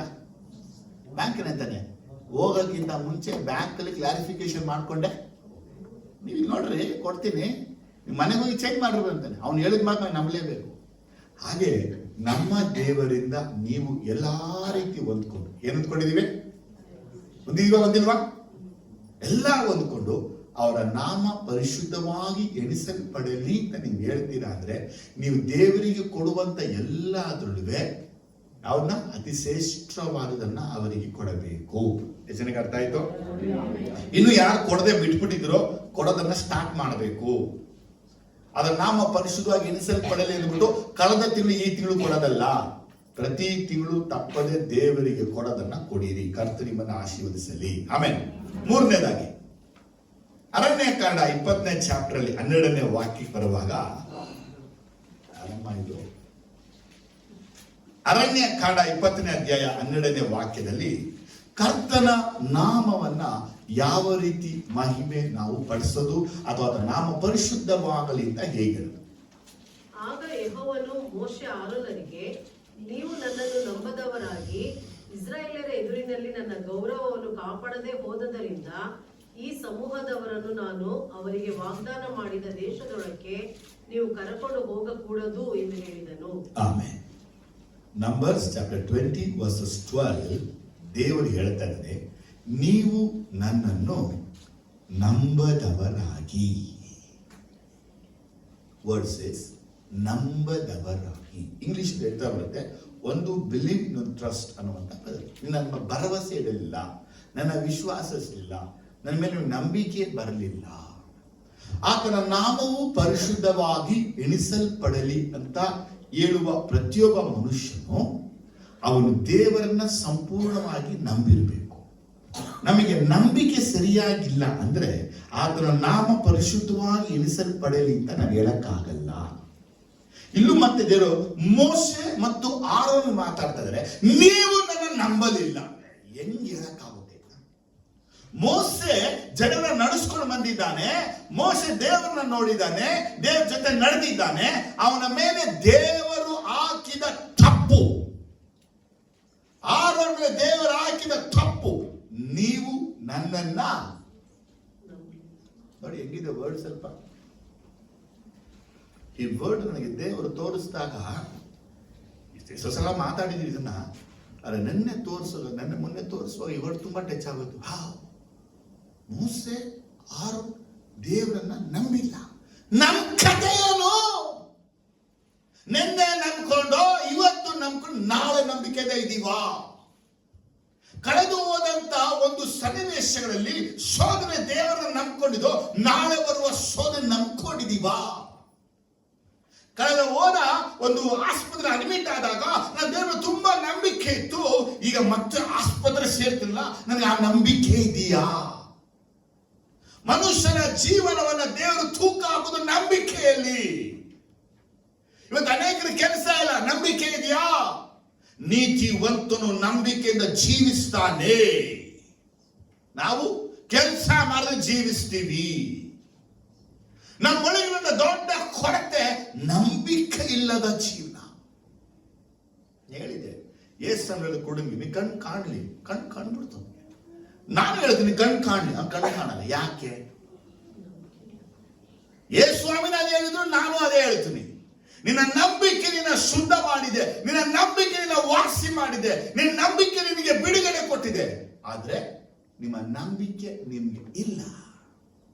ಈಗ ಮತ್ತೆ ಹೇಳ್ತಾ ಇದ್ದೀನಿ, ನಿನ್ನ ನಾಮವು ಪರಿಶುದ್ಧವಾಗಿ ಎಣಿಸಲ್ಪಡಲಿ ಅಂತ ನೀವು ಹೇಳುವಾಗಲ್ಲ, ನಿಮ್ಮ ಒಳಗೆ ನಂಬಿಕೆ ನೋಡ್ಬೇಕು ನೀವು.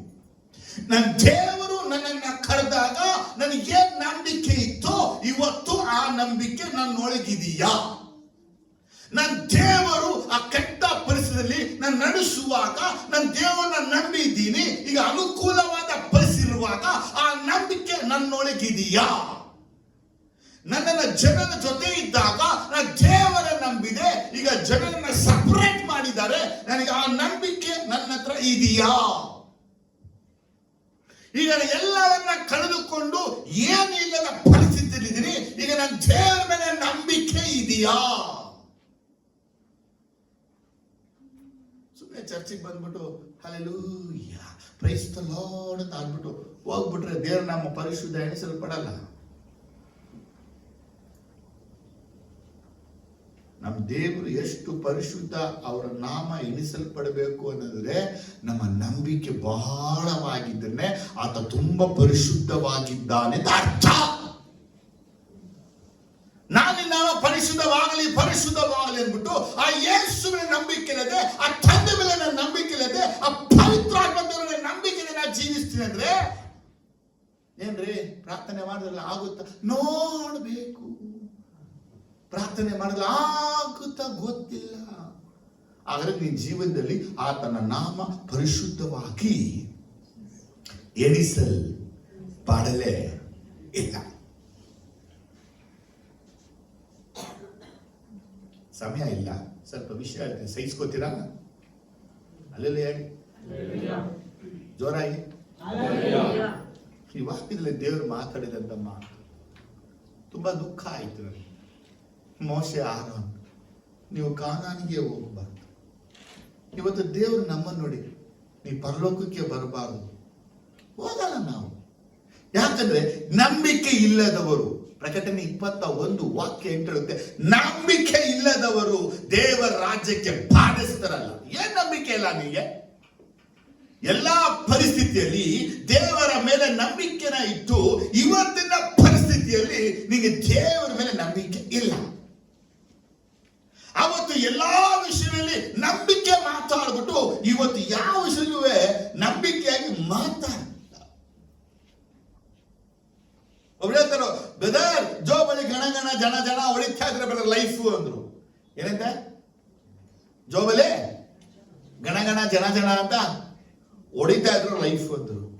ನಾನಂದೆ ಹೃದಯ ಬಡಿತಾ ಕಂಡ್ರಿ ಲೈಫ್ ಅಂದೆ. ಹೃದಯ ಲಬ್ಡ ಬಡಿದೆ ಹೋದ್ರೆ ಜೋಬ ದುಡ್ಡು ಇಟ್ಕೊಂಡ್ರೆ ಏನ್ ಪ್ರಯೋಜನ? ಕೋಟಿ ರೂಪಾಯಿ ಜೋಬ ಇಟ್ಕೊಂಡು ಹೃದಯ ನಾ ಸ್ವಲ್ಪ ಟಯರ್ಡ್ ಆಗಿದೆ, 1 ನಿಮಿಷ ನಾ ರೆಸ್ಟ್ ತಗೊಳ್ಳ ಅಂತ ಹೃದಯ ಹೇಳಿದಾಗ, ಸರಿ ನೀವು 1 ನಿಮಿಷ ರೆಸ್ಟ್ ತಗೊಂಡಾಗ ನಾವೆಲ್ಲ ಎಲ್ಲಿರ್ತೀವಿ?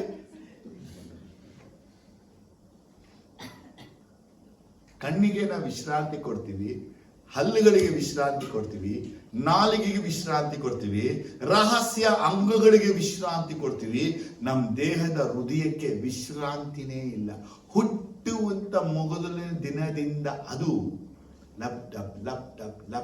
ಲ್ಯಾಪ್ಟಾಪ್ ಹೊಡಿತಾನೇ. ನಮಗೊಂದು ನಂಬಿಕೆ ಬರೋ ವರ್ಷ ಇರ್ತೀನಿ, ನಮಗೊಂದು ನಂಬಿಕೆ ಮನೆ ಕಟ್ತೀನಿ, ನಮಗೊಂದು ನಂಬಿಕೆ ನಾ ಕಾರ್ ತಗೋತೀನಿ, ನಮಗೊಂದು ನಂಬಿಕೆ ಎಲ್ಲ ಲೋಕದೆ. ಹೌದಾ ಇಲ್ವಾ?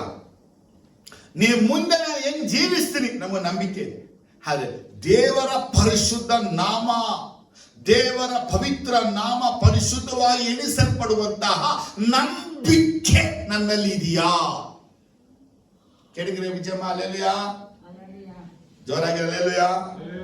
ನೋಡಿ, ಇಲ್ಲಿ 2 ಪಾಯಿಂಟ್ ತೋರಿಸ್ತೀನಿ, ತುಂಬಾ ಇಲ್ಲ, 2. ದೇವರು ಏನ್ ಹೇಳ್ತಾನೆ? ದೇವರು ಏನ್ ಹೇಳ್ತಾನೆ ಅಂದ್ರೆ 6ನೇ ವಾಕ್ಯದಲ್ಲಿ ಓದುವಾಗ ದೇವರ ಬಂದಲ್ಲಿ ಕಾಣಿಸ್ಕೊಂಡು ಜನಗಳಿಗೆ ಕುಡಿಯಕ್ಕೆ ನೀರಿಲ್ಲ, ಜನ ಗೋಳಾಡಿದ್ರು, ಸತ್ತೋದ್ರೆ ಸಾಕು, ದೇವರು ಈ ಅರಣ್ಯ ಕರ್ಕೊಂಡ್ಬಂದು ನಮ್ಮನ್ನ ಸಾಯಿಸ್ತಾ ಇದ್ದಾನೆ. ನೀನು ಕೋಲನ್ನು ಕೈಯಲ್ಲಿ ಹಿಡಿದು, ವಾಕ್ಯ 7:8 ನೋಡಿ, ನಿನ್ನ ಅಣ್ಣನಾದ ಆರೋನ ಜೊತೆಯಲ್ಲಿ ಸಮುದ್ರವನ್ನು ಕೂಡಿಸಿಕೊಂಡು ಅವರ ಎದುರಿನಲ್ಲೇ ಆ ಕಡಿದಾದ ಬಂಡೆಗೆ ನೀರು ಕೊಡಬೇಕೆಂದು ಆಜ್ಞಾಪಿಸು. ಅದರೊಳಗಿಂದ ನೀರು ಹೊರಟು ಬರುವುದು. ನೀನು ಸಮೂಹದವರಿಗೆ ಪಶುಗಳಿಗೂ ಆ ನೀರು ಕುಡಿಯಬಹುದು ಅಂದನು. ಇದೇ ತುಂಬಾ ಹೇಳ್ತಾರೆ, ನೀನು ಕೋಲನ್ನು ಕೈಯಲ್ಲಿ ಹಿಡಿದು ನಿನ್ನ ಅಣ್ಣನ ಜೊತೆಯಲ್ಲಿ ಸಮೂಹನ ಕೂಡಿಸಿಕೊಂಡು ಬಂಡೆ ಎದುರಿಗೆ ಹೋಗಿ ನೀರು ಕೊಡಲು ಆಜ್ಞಾಪಿಸು. ಹೇಳ್ತಾರೆ, ಒಂದೇನಂತಾರೆ, ಫಸ್ಟ್ ಏನಂತೆ, ಕೋಲು, ಆರೋನು, ಜನ, ಬಂಡೆ ಏನ್ ಹೇಳಬೇಕು, ನೀರು ಕೊಡು. 9 ಓದುವಾಗ, ಯೆಹೋವನು ಆಜ್ಞಾಪಿಸಿದಂತೆ ಮೋಶೆಯು ಆ ಕೋಲನ್ನು ಆತನ ಸನ್ನಿಧಿಯಿಂದ ತೆಗೆದುಕೊಂಡು ಹೋಗಿ ಆರೋನ ಜೊತೆಯಲ್ಲಿ ಸಮುದ್ರವನ್ನು ಕಡಿದಾದ ಬಂಡೆಯಲ್ಲಿ ಕೂಡಿಸಿ ಅವರಿಗೆ ದ್ರೋಹಿಗಳೇ. ಏನವ ದೇವರಿಂದ ಹೇಳಿದ್ನ ನಾವು ಸಮ್ಟೈಮ್ಸ್ ಎಕ್ಸ್ಟ್ರಾರ್ಡಿನರಿ ಆಗ್ಬಿಡೋದು. ಈ ಸೇವಕರೆಲ್ಲ ಸ್ವಲ್ಪ ಏನಂದ್ರೆ ಎಕ್ಸ್ಟ್ರಾರ್ಡಿನರಿ ಸೇರಿಸ್ಬಿಡೋದು. ಏನು, ಇವನು ಹೇಳ್ತಾನೆ, ದ್ರೋಹಿಗಳೇ ಕೇಳಿರಿ, ನಾವು ಈ ಬಂಡೆ ಒಳಗಿಂದ ನಿಮಗೋಸ್ಕರ ನೀರನ್ನು ಬರಮಾಡಬೇಕು. ಇವ್ರ ಅಪ್ಪನ ನೀರು ಕೊಡದೆ ಇವನ ನೀರು ಕೊಡ್ತಾರೆ. ಯಾರು ನೀರು ಕೊಡ್ತಾ ಇರೋದು? ಜೋರಾಗಿ ಯಾರು ನೀರು ಕೊಡ್ತಾ ಇರೋದು? ಇವನು ಏನ್ ಹೇಳ್ತಾ ಇದ್ದಾನೆ, ದ್ರೋಹಿ, ಇಂಗ್ಲಿಷ್ ಅಲ್ಲಿ ರಿಬೆಲಿಯಸ್ ಅಂತಾನೆ. ದ್ರೋಹಿಗಳೇ, ಚಂಡಿಗಳೇ, ನಿಮಗೆ ನಾವು ಈ ಬಂಡೆದ ನೀರು ತರಬೇಕಾ? ದೇವರಿಗೆ ಹೇಳದ್ನ, ನೀವು ಹೋಗೋ, ಕೋಲೆ ಎತ್ಕೊಂಡು ಹೋಗೋ, ಬಂಡೆ ಮುಂದೆ ನಿಂತ್ಕೋ, ಬಂಡೆಗಳು ನೀರು ಕೊಡು, ಅದು ನೀರು ಕೊಡು, ಅಷ್ಟೇ, ಮುಗಿದೈತು. ಅಷ್ಟನ್ನ ಏನೋ ಮರ ಅಂದ್ರೆ ಇವನು, ನಾವು ಈ ಬಂಡೆನ ನೀರು ಕೊಡ್ತಾರ ದೇವರು. ಇವನು ಹೆಂಗ್ ಹೇಳ್ದ, ನಾವು ನಿಮಗೆ ಬಂಡೆದ ನೀರು ತರಬೇಕಾ? ಇದು ಬಹು ದೊಡ್ಡ ಪಾಪ. ದೇವರು ಹಾಡದ ಮಾತನ್ನ ಹಾಡೋದು ಪಾಪ. ದೇವರು ಹೇಳದ ಮಾತನ್ನ ಹೇಳೋದು ಪಾಪ. ದೇವರು ಆಲ್ರೆಡಿ ಇಷ್ಟ ಹೇಳಿದ್ರೆ ನಿಂಗೆ ಹೇಳ್ಬೇಕು ಅಂತೇಳಿ. ಆದ್ರೆ ಇವನೇನ್ ಮಾಡ್ತಾನೆ, ಮಾಡದ್ನ ಎಂದು ಹೇಳಿ ಕೈ ಎತ್ತಿ ತನ್ನ ಕೈಯಲ್ಲಿರುವ ಕೋಲಿನಿಂದ ಆ ಬಂಡೆಯನ್ನ 2 ಸಾರಿ ಹೊಡೆದನು. ನೀರು ಬಂತು, ಎರಡನೇ ವಿಷಯ. ಇವನಿಗೆ ಒಡೆಯಕ್ಕೆ ದೇವರು ಹೊಡೆದ. ಎಷ್ಟು ಸಲ ಹೊಡೆದ? 2 ಸಲ ಹೊಡೆದ. ಹೆಂಗ್ ಹೊಡೆದ? ಪ್ರೀತಿಯಿಂದ ಅಲ್ಲ, ಕೋಪದಿಂದ ಹೊಡೆದ. ಹೊಡೆದಾಗ ಹೇಳಿದ್ರು, ನೀವು ಜನಗಳ ಮಧ್ಯದಲ್ಲಿ ನನ್ನನ್ನು ನಂಬದೇ ಹೋದರೆ. ಏನ್ ನಂಬಿಕೆ ಅಂದ್ರೆ, ದೇವರು ಹೇಳ್ತಾನೆ, ಬಂಡೆಗಳು ನೀರು ಕೊಡು, ಅಷ್ಟು ನೀರು ಕೊಡುತ್ತೆ. ನಿನಗೆ ದೇವರಿಲ್ಲ, ಬಂಡೆನ ಇವತ್ತು ನಾನೇ ನಿಮ್ಗೆ ಹೇಳ್ತಾ ಇದ್ದೀನಿ, ನೀವು ದೇವರನ್ನ ನಂಬಿದ್ದೀರಾ ಅಂದ್ರೆ ದೇವ್ರು ನಿಮ್ಗೆ ಹೇಳ್ತಾನೆ, ಆಜ್ಞಾಪಿಸು. ಏನು, ನನಗೆ ಕೆಲಸ ಸಿಗಲಿ, ಸಿಗುತ್ತೆ. ನನ್ನ ಕಷ್ಟ ನೀಗಲಿ, ನೀಗುತ್ತೆ. ನೀನು ವಾಸಿ ಆಗಲಿ, ಆಗುತ್ತೆ. ನೀವು ಬರೀ ಆಜ್ಞಾಪನೆ ಮಾಡಕ್ಕೆ ದೇವರಿಗೆ ಹೇಳಿರೋದು. ನಿನ್ನ ಜೀವನದ ಪ್ರತಿಯೊಂದು ಕೊರತೆಗಳನ್ನ ನೀನು ನೀಗಿಸ್ಕೊಳ್ಬೇಕಾದ್ರೆ ಯೇಸುವಿನ ನಾಮದಲ್ಲಿ ಪ್ರೊನೌನ್ಸ್ ಮಾಡು. ಬರಲಿ, ಆಶೀರ್ವಾದ ಬರಲಿ, ಅನುಕೂಲಗಳು ಬರಲಿ, ಸಹಾಯ ಬರಲಿ, ಏನು. ಅದನ್ನ ಬಿಟ್ಟು ಕೋಲ್ನ ಎತ್ಕೊಂಡೋಗಿ ಒಡೆಯೋದಲ್ಲ. ಬೀಳಾಮ್ ಹೇಗೆ ಕತ್ತೆಗೆ 2 ಸಲ ಹೊಡೆದನೋ, ಇವನು ಅದೇ ರೀತಿ ಬಂಡೆಗೆ 2 ಸಲ ಹೊಡೆದ. ರಿಮೆಂಬರ್ ಒನ್ ಥಿಂಗ್, ಚೆನ್ನಾಗಿ ಅರ್ಥ ಮಾಡ್ಕೊಳ್ಳಿ. ನಿನ್ನ ನಾಮವು ಪರಿಶುದ್ಧವಾಗಿ ಎಣಿಸಲ್ಪಡಲಿ ಅನ್ನೋದು ನಿಮ್ಮ ನಂಬಿಕೆನೇ ಮುಖ್ಯವಾದದ್ದು. ನಿಮ್ಮ ನಂಬಿಕೆ ದೇವರ ಮಾತುಗಳಿಗಿಲ್ಲ, ದೇವರ ವಾಕ್ಯದಲ್ಲಿಲ್ಲ. ದೇವರ ಮಾತಲ್ಲಿ ನಿಮಗೆ ನಂಬಿಕೆ ಇದೆ. ಎಕ್ಸ್ಟ್ರಾರ್ಡನರಿ ಆಡ್ ಮಾಡಿ, ಮೈನಸ್ ಮಾಡಿ, ಮಲ್ಟಿಪ್ಲೈ ನೀವು ಮಾಡಿದ್ರೆ ಅದಕ್ಕೆ ಅರ್ಥ ನಿಮಗೆ ನಂಬಿಕೆ ಇಲ್ಲ. ಏನೇನಂತಾರೆ, ನನ್ನ ಗೌರವವನ್ನ ನೀವು ಕಾಪಾಡದೆ ಹೋಗುವುದು. ಇವತ್ತು ನಾವು ನಮ್ಮ ಮನೆ, ನಮ್ಮ ಕುಟುಂಬ ಮಧ್ಯದಲ್ಲಿ ದೇವರ ಗೌರವವನ್ನು ಕಾಪಾಡ್ತಾ ಇದ್ದೀವಾ? ದೇವರಿಗೆ ಗೌರವ ಬರೋ ರೀತಿ ನಾವು ನಡ್ಕೋತಾ ಇದ್ದೀವಾ? ನಮ್ಮನ್ನ ದೇವರ ಮಕ್ಕಳು ಅಂತ ಹೇಳ್ಕೊಳ್ಳುವಾಗ ಆ ದೇವರ ಮಕ್ಕಳದ ಜೀವನ ನಾವು ಮಾಡ್ತಾ ಇದ್ದೀವಾ? ಸೋಮನೆ ಎಲ್ಲ ನಟನೆ ಜೀವನಗಳು. ಒಂದಿನ ದೇವರು ಸ್ಕ್ಯಾನ್ ಮಾಡಿದಾಗ ಎಲ್ಲ ಔಟು. ನಮ್ ತೃಪ್ತಿಗಾಗಿ ನಾವು ಹೇಳ್ಕೋಬಹುದು, ನಾನು ಸರಿ ಇದ್ದೀನಿ, ನಾನು ಕರೆಕ್ಟ್ ಆಗಿದ್ದೀನಿ, ನಾನು ಸಂಪೂರ್ಣ ಅಂತೇಳಿ. ಹೇ, ದೇವರ ಕಣ್ಣು ಒಂದು ದಿನ ನಿನ್ನ ಪರಿಶೋಧನೆ ಮಾಡುವಾಗ ಆ ಬೆಂಕಿ ಕಣ್ಗಳ ಮುಂದೆ ನೀನು ಏನಾಗಿದೆ ದೇವರ ತೋರಿಸ್ಬಿಡ್ತಾನೆ. ಬರ್ನ್ ಆಗ್ತೀಯಾ, ಪ್ಯೂರ್ ಆಗ್ತೀಯಾ? ಬರ್ನ್ ಆಗ್ತೀಯಾ, ಪ್ಯೂರ್ ಆಗ್ತೀಯಾ?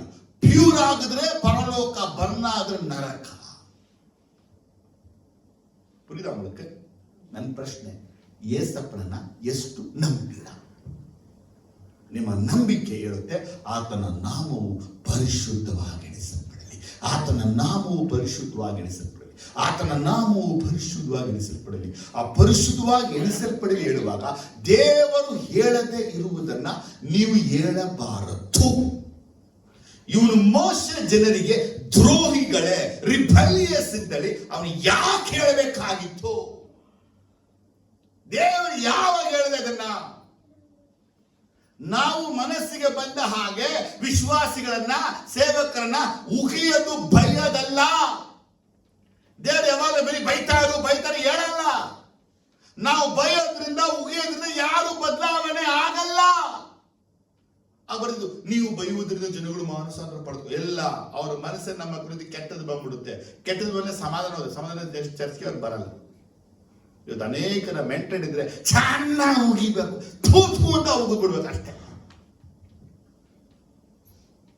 ದೇವ ಕೇಳ್ತಾನೆ, ನಿನಗೆ ಉಗಿಯಕ್ಕೂ ಬೈಯಕ್ಕೂ ಅನುಮತಿ ಕೊಟ್ಟಿದ್ದ ನಿಮ್ಮ ಹುಡುಗ ವಯಸ್ಸಿಗೆ ಬಂದ ಹುಡುಗನನ್ನ ನೀವೇ ಬೈಯಲ್ಲ. ಯಾಕೆ? ಮೈನ್ ಹೆಂಗಿರುತ್ತೆ ಅವ್ರದ್ದು? ಮೈನ್ ಹೆಂಗಿರುತ್ತೆ? ಇವತ್ತು ನನ್ನ ಸತ್ಯ ಇಷ್ಟೇ ಹೇಳೋದು, ಆತನ ನಾಮವು ಪರಿಶುದ್ಧವಾಗಿ ಎಣಿಸಲ್ಪಡಲಿ ಅಂತ ನೀವು ಹೇಳ್ತೀರಾ ಅಂದ್ರೆ ನೋಡಿ. ಕಳೆದ ವಾರ ನಮ್ಮ ರವಿ ಮತ್ತೆ ಶರತ್ತು ಹೊರಟೋಗ್ಬಿಟ್ಟು ತುಂಬಾ ಕೋಪ ಬಂದ್ಬಿಡ್ತು ನನಗೆ. ಒಳ್ಳೆ ನಾ ಪ್ರೇಯರ್ ಮಾಡಕ್ಕೆ ಹೊಂಟೋಗ್ತಾನಲ್ಲ ಇದು. ಪ್ರೇಯರ್ ಮಾಡಿ ಲಾಸ್ಟಲ್ಲಿ ಇನ್ನೂ ನಾವು ಪ್ರಾರ್ಥಿಸುವಾಗ ದೇವರು ಮಾತಾಡಾಕಿದ್ರು, ಈ ಟೈಮಲ್ಲಿ ಇವ್ರು ಇಲ್ವಲ್ಲ ಅಂತ ಹೋಗೋದು, ಫೋನ್ ಮಾಡಿ ಸರಿ ಬೈಬೇಕು. ಸನ್ನಿಧಿಯಲ್ಲಿ ಸತ್ಯವಾಗಿ ಹೇಳ್ತಾ ಇದೀನಿ. ಆ ಮನಸ್ಸಲ್ಲಿ ಅನ್ಕೊಂಡೆ, ಆಗ್ಲಿದ್ದು ಹೇಳಿದ್ರು ಏನು ಹೇಳ್ಬಿಡ್ಬೇಡ, ಇಷ್ಟ ಹೇಳು, ಏನು ಹೇಳ್ಬಿಡ್ಬೇಡ, ರವಿಗೂ ಹೇಳ್ಬೇಡ, ಶರತ್ಗೂ ಏನು ಹೇಳ್ಬೇಡ. ಸುಮ್ಮನೆ ಆಗ್ಬಿಟ್ಟೆ. ಏನಕ್ಕೆ ಇದನ್ನ ಹೇಳ್ತಿದ್ರೆ, ಜನ ಮಾಡೋ ಕ್ರಿಯೆ ಕಾರ್ಯಗಳಲ್ಲಿ ನಮಗೆ ಕೋಪ ಬಂದು ನಾವು ಬೈಬೇಕು ಅಂತ ಅನ್ಸ್ಕೊಂಡ್ರು ಸ್ಪಿರಿಟ್ ಆಫ್ ಗಾಡ್ ನಮ್ಮನ್ನ ಕಂಟ್ರೋಲ್ ಮಾಡ್ತಾರೆ. ಅರ್ಥ ಆಯ್ತಾ ನಿಮ್ಗೆ? ನಿಮ್ಮ ಮಕ್ಕಳು, ನಿಮ್ಮ ಗಂಡ, ನಿಮ್ಮ ಹೆಂಡತಿ, ನಿಮ್ಮ ಅಣ್ಣ, ನಿಮ್ಮ ತಮ್ಮನನ್ನ ಚೆನ್ನಾಗಿ ಬೈಬೇಕು ಅಂತ ಮನಸ್ಸು ಮಾಡ್ಕೊಂಡ್ರೆ ಪವಿತ್ರ ಆತ್ಮನ ಕಂಟ್ರೋಲ್ ಮಾಡ್ತಾರೆ. ಯಾಕೆ ಮಾಡ್ತಾರೆ ಅಂದ್ರೆ ದೇವರ ಗೌರವ, ದೇವರ ಘನತೆಗೆ ಕುಂದು ಬರದ ಹಾಗೆ. ಅರ್ಥ ಆತಂದ ಹಲ್ಲೆಲೂಯಾ ಹೇಳಿ. ಕೊನೆದ ಒಂದು ಮಾತು ಹೇಳಿ, ಹಲ್ಲೆಲೂಯಾ. ನಾನು ದೇವರ ನಾಮ ಪರಿಶುದ್ಧವಾಗಿ ಎಣಿಸಲ್ಪಡಲಿ ತನ್ನ ಬಾಯಿ ಮಾತಾಗಿ ಹೇಳದೆ ನನ್ನ ಜೀವನದಲ್ಲಿ ತೋರಿಸ್ತೀನಿ. ಹೇಳಿ, ಹೆಂಗ್ ತೋರಿಸ್ತೀವಿ? ಹೆಂಗೆ ತೋರಿಸ್ತೀವಿ? ಲಾಸ್ಟ್ ಪಾಯಿಂಟ್ ಅಲ್ಲಿ ಮುಗಿಸ್ಬಿಡ್ತೀನಿ. ಏಷಯ 8 12-13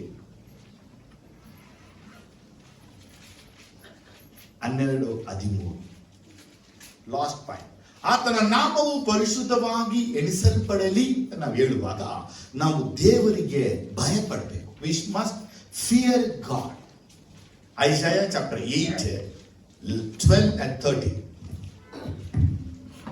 ಇವರು ಯಾವುದನ್ನು ಒಪ್ಪಂದವೆನ್ನುತ್ತಾರೋ ನೀವು ಅದನ್ನು ಒಪ್ಪಂದವೆನ್ನಬೇಡಿರಿ. ಇವರು ಯಾವುದಕ್ಕೆ ಹೆದರುತ್ತಾರೋ ನೀವು ಅದಕ್ಕೆ ಹೆದರಬೇಡಿರಿ, ನಡುಗಬೇಡಿರಿ. ಸೇನಾಧೀಶ್ವರನಾದ ಯೆಹೋವನನ್ನೇ ಪ್ರತಿಷ್ಠೆಪಡಿಸಿರಿ. ಆತನಿಗೆ ಹೆದರಿಕೊಳ್ಳಿರಿ, ನಡಗಿರಿ. ಇಂಗ್ಲಿಷ್ ನೋಡಿ. Do not say a conspiracy concerning all that this people call a conspiracy, nor be afraid of their threats, nor be troubled. The Lord of hosts, him you shall follow. Let him be your fear, and let him be your dread. Amen. ನೋಡಿ, ಸೇನೆಗಳ ಕರ್ತನ ನಾಮ ಪರಿಶುದ್ಧವಾಗಿ ಎಣಿಸಲ್ಪಡಲಿ. ಹೇಗೆ? ನೀವು ದೇವರಿಗೆ ಭಯಪಟ್ಟು ನಡಗಿರಿ. ಈಗ ನನ್ನ last ಪ್ರಶ್ನೆ ಇಷ್ಟೇ. ಆತನ ನಾಮವು ಪರಿಶುದ್ಧವಾಗಿ ಎಣಿಸಲ್ಪಡಲಿ ಅಂತ ಹೇಳ್ತೀರಾ ಅಂದ್ರೆ ನೀವು ಈ ಧನ್ಯಾದ ದೇವರಿಗೆ ಭಯ ಪಡ್ತೀರಾ ಅಷ್ಟೇ. Do fear God? No, I fear demons. ಯಾರೆಲ್ಲ ದೇವರು ಭಯ ಪಡ್ತಾರೋ ಅವ್ರು ದೇವ್ರಿಗೆ ಭಯ ಪಡಕ್ಕೆ ಅಲ್ಲ. ಇದು ನಾನು ಓಪನ್ ಚಾಲೆಂಜ್ ಮಾಡ್ತಾ ಇರೋದು. ಎಲ್ಲರೂ ಹೇಳ್ತೀನಿ ಚಾಲೆಂಜ್. ನಿಮ್ ದೇವರ ಭಯ ಇದೆ ಅಂದ್ರೆ ನೀವು ಯಾವ ಭಯ ಇರಲ್ಲ, ದೆವ್ವಗಳ ಸೈತಾನ ಭಯನೇ. ನಿಮಗೆ ದೇವರ ಭಯ ಇಲ್ಲ ಅಂದ್ರೆ ಎಲ್ಲಾ ಭಯ ಇರುತ್ತೆ. ಯಾಕಂದ್ರೆ ದೇವರಿಗೆ ಭಯ ಪಡೋದ್ರಿಂದ ನಿನಗೆ ಜ್ಞಾನವೂ ವಿವೇಕವೂ ತಿಳುವಳಿಕೆಯೂ ಅರಿವು ಬುದ್ಧಿಯು ಬರುವಾಗ ಆ ಜ್ಞಾನ ನಿನಗೆ ಬೋಧನೆ ಮಾಡುತ್ತೆ. ಸೈತಾನ ಯಾರು, ಏನು, ಹೆಂಗೆ, ದೆವ್ವಗಳು ಏನು, ಹೆಂಗೆ. ಆಗ ದೇವರಿಗೆ ಅರ್ಥ ಬಿಟ್ರೆ ನಿನ್ನ ಹತ್ರ ಸೈತಾನ ಬರಲ್ಲ. ನಾನು ಬೈಬ್ಲಿಕಲ್ ಸ್ಟ್ರೂಟ್ ಹೇಳ್ತಾ ಇದ್ದೀನಿ. ಯೇಸಪ್ಪನಿಗೆ ಭಯಪಡುವ ಹೃದಯವನ್ನ ನೀವು ದೇವ್ರ ಬಳಿ ಕೇಳಿ. ಅಪ್ಪ, ನಾನು ನಿನಗೆ ಭಯ ಪಡುವ ಹೃದಯ ಕೊಡು, ನಿನಗೆ ಭಯ ಪಡುವ ಮನಸ್ಸು ಕೊಡು. ನನ್ನ ಎಲ್ಲಾ ಭಾಗಗಳಲ್ಲಿ ಅಪ್ಪ ನಾನು ನಿನಗೆ ಭಯ ಪಡಬೇಕು. ಯೋಸೇಫನು ದೇವರಿಗೆ ಭಯಪಟ್ಟು ಪಾಪವನ್ನ ಮಾಡಲಿಲ್ಲ, ಅಷ್ಟೇ ವಿಷಯ. ಇವತ್ತು ನಿಮಗೆ ದೇವರ ಭಯ ಇದ್ದಿದ್ರೆ ದೇವರ ಸನ್ನಿಧಿಗೆ ಕರೆಕ್ಟ್ ಆಗಿ ಬರ್ತಾ ಇದ್ರಿ. ಸ್ಕೂಲ್ ಭಯ ಇದೆ, ಕಾಲೇಜ್ ಭಯ ಇದೆ, ಆಫೀಸ್ ಭಯ ಇದೆ, ಕೆಲಸ ಭಯ ಇದೆ. ಎಲ್ಲೂ ಕೆಲಸದ ಎತ್ಬಿಡ್ತಾರ, 1 ಗಂಟೆ ಮುಂಚೆ ಇರ್ತೀರ ಚರ್ಚ್ಗೆ. ಈ ಚರ್ಚ್ ಬಿಟ್ರೆ ಬೇರೆ ಚರ್ಚ್ ಹೋಗ್ತೀವಿ. ಅನೇಕ ಪಾಸ್ಟ್ ಕರೀತಾರೆ, ಬನ್ನಿ ಬನ್ನಿ ಬನ್ನಿ. ಎಲ್ಲಿ ಬಸ್ ಕರೀತಾರಲ್ಲ ಹಂಗೆ ಕರೀತಾರೆ. ನಾನು ನಿಮ್ಮನ್ನ ಸೇರಿಸ್ಬಿಡ್ತೀವಿ. ಎಲ್ಲಿಗೆ? ಎಲ್ಲಾ ಬಸ್ಸು ಒಂದೇ ರೂಟ್ಗೆ ಹೋಗಲ್ಲ. ಅದಕ್ಕೆ ಬಸ್ ಒಂದೊಂದು ಬಸ್ಗೊಂದು ನಂಬರ್ ಇಟ್ಟವ್ರೆ. ನಾನು ಹತ್ತುವ ಬಸ್ ಎಲ್ಲಿಗೆ ಹೋಗ್ಬೇಕು ನನ್ನದು? ಆಮೇಲೆ ದೇವ್ರು ಭಯ ಪಡ್ತೀರಾ? ಜನಗಳಿಗೆ ಭಯ ಪಡ್ತೀರಾ? ಮನುಷ್ಯರ ಭಯ ಉರುಳು. ನನಗೆ ಭಯ ಪಟ್ಟು ಪ್ರಯೋಜನ ಇಲ್ಲ. ನಾ ಇನ್ನೊಬ್ಬ ಭಯ ಪಡ್ತೀನಿ. ಯಾಕೆ ಭಯ ಪಡೋದು? ಏನ್ ಭಯ ಪಡ್ಬೇಕು? ನಾವು ಕೊನೆ ಮಾತ್ರ ಏನ್ ಭಯ ಪಡ್ಬೇಕು? ಲಾಸ್ಟ್ ಏನ್ ಮಾಡೋದು? ಕೊಂದು ಬಿಡ್ತೀರಾ. ಏಸು ಹೇಳ್ತಾರೆ, ನಿಮ್ಮ ದೇಹವನ್ನು ಕೊಲ್ಲುವವನಿಗೂ ಭಯ ಪಡಬೇಡಿ, ದೇಹವನ್ನು ಕೊಂದು ಆತ್ಮವನ್ನು ಕೊಂದು ನರಕದಲ್ಲಿ ಹಾಕುವವನಿಗೆ ಭಯ ಪಡಿ. ಯಾಕೋ ಭಯಪಡಿ? 2:19 ಎಲ್ಲಾ ದ್ರವಗಳು ದೇವರಿಗೆ ಭಯಪಟ್ಟು ನಡಗುತ್ತವೆ. ನೀನು ದೆವ್ವ ಅಲ್ಲ, ಎದುರು ಭಯಪಟ್ಟು ನಡಗಕ್ಕೆ. ನಿನ್ನ ಕಂಡು ದೆವ್ವ ಎದುರು ನಡಗುದಕ್ಕೆ ನಿನ್ನ ಒಳಗೆ ಯೇಸು ಮಹಾದೇವರು ವಾಸವಾಗಿದ್ದಾನೆ. ನೀ ಭಯ ಪಡಬೇಕು ದೇವರಿಗೆ. ನಿನ್ನ ಭಯ ದೇವರಿಗಳುತ್ತೆ. ಆತನ ನಾಮ ಪರಿಶುದ್ಧವಾಗಿ ಎಣಿಸಲ್ಪಡಲಿ. ದಾನಿಯೇಲ್ ದೇವರಿಗೆ ಭಯಪಟ್ಟ ನಿಮಿತ್ತವಾಗಿ ಹಂದಿ ಮಾಂಸವನ್ನು ವಿಸರ್ಜಿಸಿದ. ನೆಹೆಮಿಯ ಭಯಪಡೋದಕ್ಕಾಗಿ ಲಂಚವನ್ನ ವಿಸರ್ಜಿಸಿದ. ನೀ ದೇವರಿಗೆ ಭಯ ಪಡ್ತೀಯ ಅಂದ್ರೆ ನೀ ಮಾಡುವ ಕೆಲಸಗಳಲ್ಲಿ ತೋರಿಸು. ನೀ ದೇವರು ಭಯ ಪಡ್ತೀಯ ಅಂದ್ರೆ ನಿನ್ನ ಮನೆಯಲ್ಲಿ ತೋರಿಸು. ನೀ ದೇವರಿಗೆ ಭಯ ಪಡ್ತೀಯ ಅಂದ್ರೆ ನಿನ್ನ ಕೆಲಸಗಳಲ್ಲಿ ತೋರಿಸು. ತುಂಬಾ ದೇವರು ತುಂಬಾ ಬಿಡ್ತಾರಪ್ಪ. ಇವರು ದೇವರು ತುಂಬಾ ಭಯ. ಇವರು ಪ್ರಾರ್ಥನೆ ಎಲ್ಲ ದೇವರು ಬೈತಾ ಕೂತಿರ್ತಾರೆ. ದೇವರನ್ನ ಭಯಕ್ಕಾಗಿ ಯಾರು ಕೊಟ್ಟರು ಪ್ರಾರ್ಥನೆಯ ಹಕ್ಕು?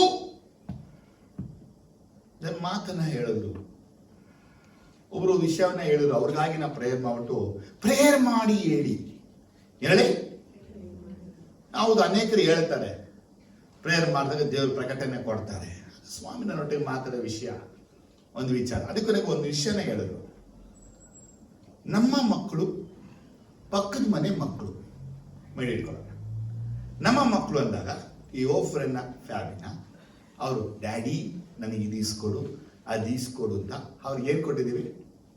ಹಕ್ಕನ್ನ. ಈಗ ದೂರ ಎಲ್ಲೋ ಇರೋರು, ಎಲ್ಲಿರೋರು? ದೂರದಲ್ಲಿ ಇರೋರು. ಅವ್ರಿಗೆ ಯಾರಿಂದಾನೇ ಗೊತ್ತಿಲ್ಲ. ಅವ್ರ ಮನೆಯೊಳಗೆ ನೇರ ಬಂದು ನನಗಿನ್ನ ಕೊಡು. ಆಗ ನಾವು ಕೊಡ್ತೀವ? ಹೇಳಿ, ಯಾರು ನೀನು? ನಮ್ಮೊಳಗೆ ಯಾಕೆ ಬಂದೆ? ನೀನ್ ಯಾರು? ನಿಮ್ಮ ಅಪ್ಪ ಯಾರು? ನೀ ಯಾರು ಹುಟ್ಟಿರೋದು? ಕೇಳ್ತೀವ? ಕೊಡ್ತೀರ ಮಾರಿವ? ಹಾಗೆ ದೇವರು ಹೇಳ್ತಾನೆ, ನನ್ನ ಮನೆಯ ಹೊರಗಡೆ ಅನೇಕರು ಬಂದು, ನನ್ನ ಮನೆಯೊಳಗೆ ಅನೇಕರು ಬಂದು ನನಗೆ ಕೊಡು ನನಗೆ ಕೊಡು ನನಗೆ ಕೊಡು ಅಂತ ಕೇಳ್ತಾರೆ.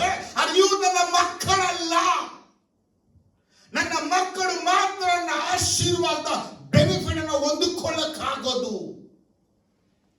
ನಮ್ಗೆ ಅರ್ಥ ಆಯ್ತು. ಓಹೋ, ನಾವೆಲ್ಲರಿಗೂ ಪ್ರೇಯರ್ ಮಾಡ್ತಿರ್ತೀವಿ. ನಾವೆಲ್ಲರಿಗೂ ಪ್ರೇಯರ್ ಮಾಡುವಾಗ ದೇವ್ರು ಯಾಕೆ ಪ್ರವಾದನೆ ಕೊಡಲ್ಲ, ಪ್ರಕಟಣೆ ಕೊಡಲ್ಲ, ಅದ್ಭುತಗಳನ್ನ ದೇವ್ರು ಯಾಕೆ ಮಾಡಲ್ಲ ಅಂದ್ರೆ, ಮೊದಲು ಅವರು ದೇವರ ಕುಟುಂಬದ ಒಳಗಡೆ ಬರಬೇಕು. They must believe Jesus and father god, ತಂದೆಯಾದ ದೇವರನ್ನು ಯೇಸುವನ್ನ ನಂಬಬೇಕು. ಅದೇ 1 ಯೋಹಾನ ಮೇಲ್ಪಟ್ಟಿರೋದು ಮುಖ್ಯವಾದ ಚರಿತ್ರೆ. ಯೇಸುವನ್ನ ತಂದೆ ದೇವರನ್ನು ನಂಬದೇ ಇರುವಂತನು ದೇವರ ಕುಟುಂಬದಲ್ಲಿಲ್ಲ. ದೇವರ ಕುಟುಂಬದ ಒಳಗೆ ಇದ್ದವರಿಗೆ ನಾವು ಏನೇ ಮಾಡಿದ್ರು ದೇವರು ಉತ್ತರ ಕೊಡಲ್ಲ. ಅದಕ್ಕೆ ಸ್ವಾಮಿ ಹೇಳಿದ್ರು, ನನ್ನ ಸನ್ನಿಧಿಗೆ ಬರುವಂತವನಿಗೆ ನಾನು ಪ್ರಾರ್ಥನೆಯ ಹಕ್ಕನ್ನ ಕೊಟ್ಟಿದ್ದೀನಿ. ನನ್ನ ಮಗ ನನ್ನ ಮಗಳಿಗೆ ಪ್ರಾರ್ಥನೆ ಹಕ್ಕನ್ನ ಕೊಟ್ಟಿದ್ದೀನಿ. ಅವರು ಕೇಳಿದ್ರೆ ನಾನು ಕೊಡ್ತೀನಿ. ಇವ್ರು ಯಾರು? ಇವ್ರು ಎಲ್ಲಿಯವರು? ಎಲ್ಲಿಂದ ಬಂದವರು? ನನ್ನ ಬಳಿ ಬಂದು ಕೇಳ್ತಾರೆ. ಇವತ್ತು ದೇವ್ರ ಭಯ ಇಲ್ಲದೆ ಸನ್ನಿಧಿಗೆ ಬರ್ತಾರೆ. ದೇವ್ರ ಭಯ ಇಲ್ಲ. ಒಂದು ಆಫೀಸ್ಗೆ ಹೋದಾಗ ಹೆಂಗಿರ್ತೀರಾ?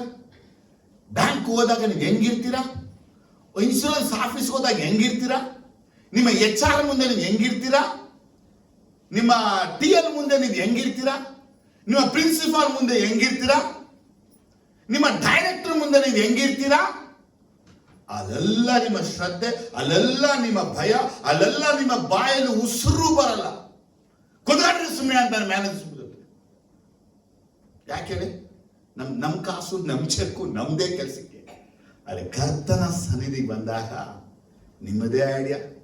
ಬರೋದು, ಹೋಗೋದು, ಕೂರೋದು, ನಿಲ್ಲೋದು, ಹೋಗೋದು. ಯಾವಾಗ ಅನ್ಸುತ್ತೆ ಬಾ, ಯಾವಾಗ ಅನ್ಸುತ್ತೆ ಹೋಗು. ಇಷ್ಟ ಆಗಿದ್ರೆ ಕೂತ್ಕೋ, ಕಷ್ಟ ಆಗಿದ್ರೆ ಅದು ಹೋಗು. ದೇವ್ರು ಕೇಳ್ತಾನೆ, ನನ್ನ ಮನೆಯ ಬಾಗಿಲು ವಸೂಲು ತುಳಿಯಕ್ಕೆ ನಿನಗೆ ಅಧಿಕಾರ ಕೊಟ್ಟವನು ಯಾರು? ಎಲ್ಲ ಪ್ರವಾದಿಗಳ ಪುಸ್ತಕ ಬರುವಂತ ವಿಷಯಗಳು. ಹುಡುಗಾಟ ಬೇಡ, ಭಯಪಡಿ. ನೀ ಯೇಸಪ್ಪನಿಗೆ ಭಯ ಪಡಬೇಕು. ಆರಾಧನೆ ದಿನ ನೀನು ಭಯ ಆಗಬೇಕು. ಎಲ್ಲ ಫಂಕ್ಷನ್ ಪಾರ್ಟಿಗೆಲ್ಲ ಹೋಗ್ಬಿಟ್ಟು ನೀ ಹೆಸರು ಮಾಡ್ಬಿಟ್ಟು ನರಕಕ್ಕೆ ಹೋಗ್ಬಿಡ್ಬೇಡ.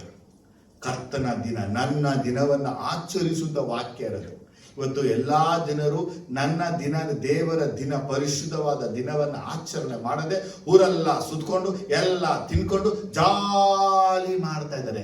ಅವ್ರು ಎಕ್ಸ್ಪೆಕ್ಟ್ ಮಾಡುವಂತ ಬ್ಲೆಸ್ಸಿಂಗ್ಸ್ ಅವ್ರಿಗೆ ಸಿಗುವುದಿಲ್ಲ. ಎಷ್ಟೋ ಸಲ ಹೇಳಿದ್ದೀನಿ, ಕರ್ತನ ನಾಮ, ಕರ್ತನ ದಿನವನ್ನ ಮಹಿಮೆ ಪಡಿಸಿ. ಎಚ್ಚರಿಕೆ ವಿಷಯ ಆಗ್ತಾ ಇದ್ದು ಅಲ್ಲಗೆದ್ದು ಜೋರಾಗಲೇ ಹೇಳಿ, ಏಸಪ್ಪ ನಾನೀಗ ಭಯ ಪಡ್ತೀನಿ. ಮನಸ್ಸಿಗೆ ಭಯ ಪಡ್ಬೇಡಿ. ಒಂದು ಕೆಲಸ ಹೋದ್ರೆ ಇನ್ನೊಂದು ಕೆಲಸ ಬರುತ್ತೆ. ಒಂದು ವ್ಯಾಪಾರ ಹೋದ್ರೆ ಇನ್ನೊಂದು ವ್ಯಾಪಾರ ಬರುತ್ತೆ. ಒಂದು ಬಾಗಿಲು ಮುಚ್ಚಿದ್ರೆ ಏಸಪ್ಪ ನಿನಗೆ 7 ಬಾಗಿಲು ತೆರೀತಾನೆ. ಒಂದು ಹೋಯ್ತು 7 ಕೊಡ್ತಾನೆ ದೇವರು. ಯೋಚನೆನೇ ಬೇಡ. ಅದು ಇಲ್ಲಿ ನೀವು ತೋರಿಸ್ಬೇಕು ದೇವರಿಗೆ ಭಯ. ಹಣ ಹೋಯ್ತಾ ಡಬಲ್ ದೇವ್ರು ಕೂಡಿಸಿ ಕೊಡ್ತಾನೆ. ನಿನಗೆ ಮೋಸ ಮಾಡಿದ ದೇವ್ರು ಬೇರೆ ಕಡೆಯಿಂದ ಕೂಡಿಸ್ಕೊಡ್ತಾನೆ. ನಿನಗೆ ದೇವರಿಗೆ ಭೂಮಿ ಮೇಲೆ ಏನೆಲ್ಲ ಬೇಕು ಸಮೃದ್ಧಿ ಎಲ್ಲ ಕೊಡ್ತಾನೆ. ಅದಕ್ಕೆ ನಿಂದ ಆತ ಹೇಳ್ತಾನೆ ಒಂದೇ ಒಂದು, ನನ್ನ ನಾಮ ನಿನ್ನ ಜೀವನದಲ್ಲಿ ಪರಿಶುದ್ಧವಾಗಿ ಎಣಿಸಲ್ಪಡಬೇಕು. You must be allowed in your life my name ಅಂತಾನೆ. ನಿನ್ನ ಜೀವನದಲ್ಲಿ ನನ್ನ ನಾಮ ಪರಿಶುದ್ಧವಾಗಿ ಎಣಿಸಲ್ಪಡಬೇಕು. ಹೇಗೆ ಎಣಿಸಲ್ಪಡುತ್ತೆ? ಒಂದು ನಾವು ಆತನಿಗೆ ಮಹಿಮೆ ತರಬೇಕು. ಯಾವಾಗ? ನಮ್ಗೆ ಉಂಟಾಗುವ ಎಲ್ಲಾ ನಷ್ಟಗಳಲ್ಲಿ. 2, ನಾವು ಕೊಂದು ಕೊರತೆ ಉಳ್ಳದನ್ನ ದೇವರಿಗೆ ಕೊಡಬಾರದು. ನಾವು ದೇವರಿಗೆ ಕೊಡುವಂಥದ್ದು ಆತನ ಆಜ್ಞೆಗೆ ವಿಧೇಯವಾಗಿ. 3, ಮೋಸೆಯಂತೆ ಅಪನಂಬಿಕೆ ಉಳ್ಳವರಾಗಿಲ್ಲದೆ ದೇವರನ್ನ ಎಲ್ಲಾ ವೇಳೆ ನಂಬಿ ದೇವರು ಏನ್ ಹೇಳಿರ್ತಾನೋ ಅಷ್ಟು ಮಾತ್ರ ಹೇಳ್ಬೇಕು. 4, ಯಾವ ನರ ಪ್ರಾಣಿಗಳಿಗೆ ಭಯ ಪಡಬಾರ್ದು, ಯಾವ ಮನುಷ್ಯನಿಗೂ ಭಯ ಪಡಬಾರ್ದು, ಯಾವ ಸಂಘ ಸಂಸ್ಥೆಗಳಿಗೂ ಭಯ ಪಡಬಾರ್ದು. ಭಯ ದೇವರಿಗೆ ಮಾತ್ರ ಪಡಬೇಕು. ಇದು ಆಗ ಹೇಳ್ತಾನೆ, ನನ್ನ ನಾಮವು ಪರಿಶುದ್ಧವಾಗಿ ಎಣಿಸಲ್ಪಟ್ಟಿದೆ. ಹಾಗೆ ನಾವು ಪ್ರಾರ್ಥಿಸೋಣ. ಪರದಲ್ಲಿ ವಾಸಿಸುವ ನಮ್ಮ ತಂದೆ, ಯೇಸುವಿನ ನಾಮದಲ್ಲಿದ್ದೇವೆ. ನಿನ್ನ ವಾಕ್ಯವನ್ನು ಧ್ಯಾನಿಸಿದೆವು. ನಿನ್ನ ನಾಮವು ಪರಿಶುದ್ಧವಾಗಿ ಎಣಿಸಲ್ಪಟ್ಟಿದೆ. ಹೇಗೆ ಆತನ ನಾಮ ಪರಿಶುದ್ಧವಾಗಿ ಎಣಿಸಲ್ಪಡುತ್ತೆ?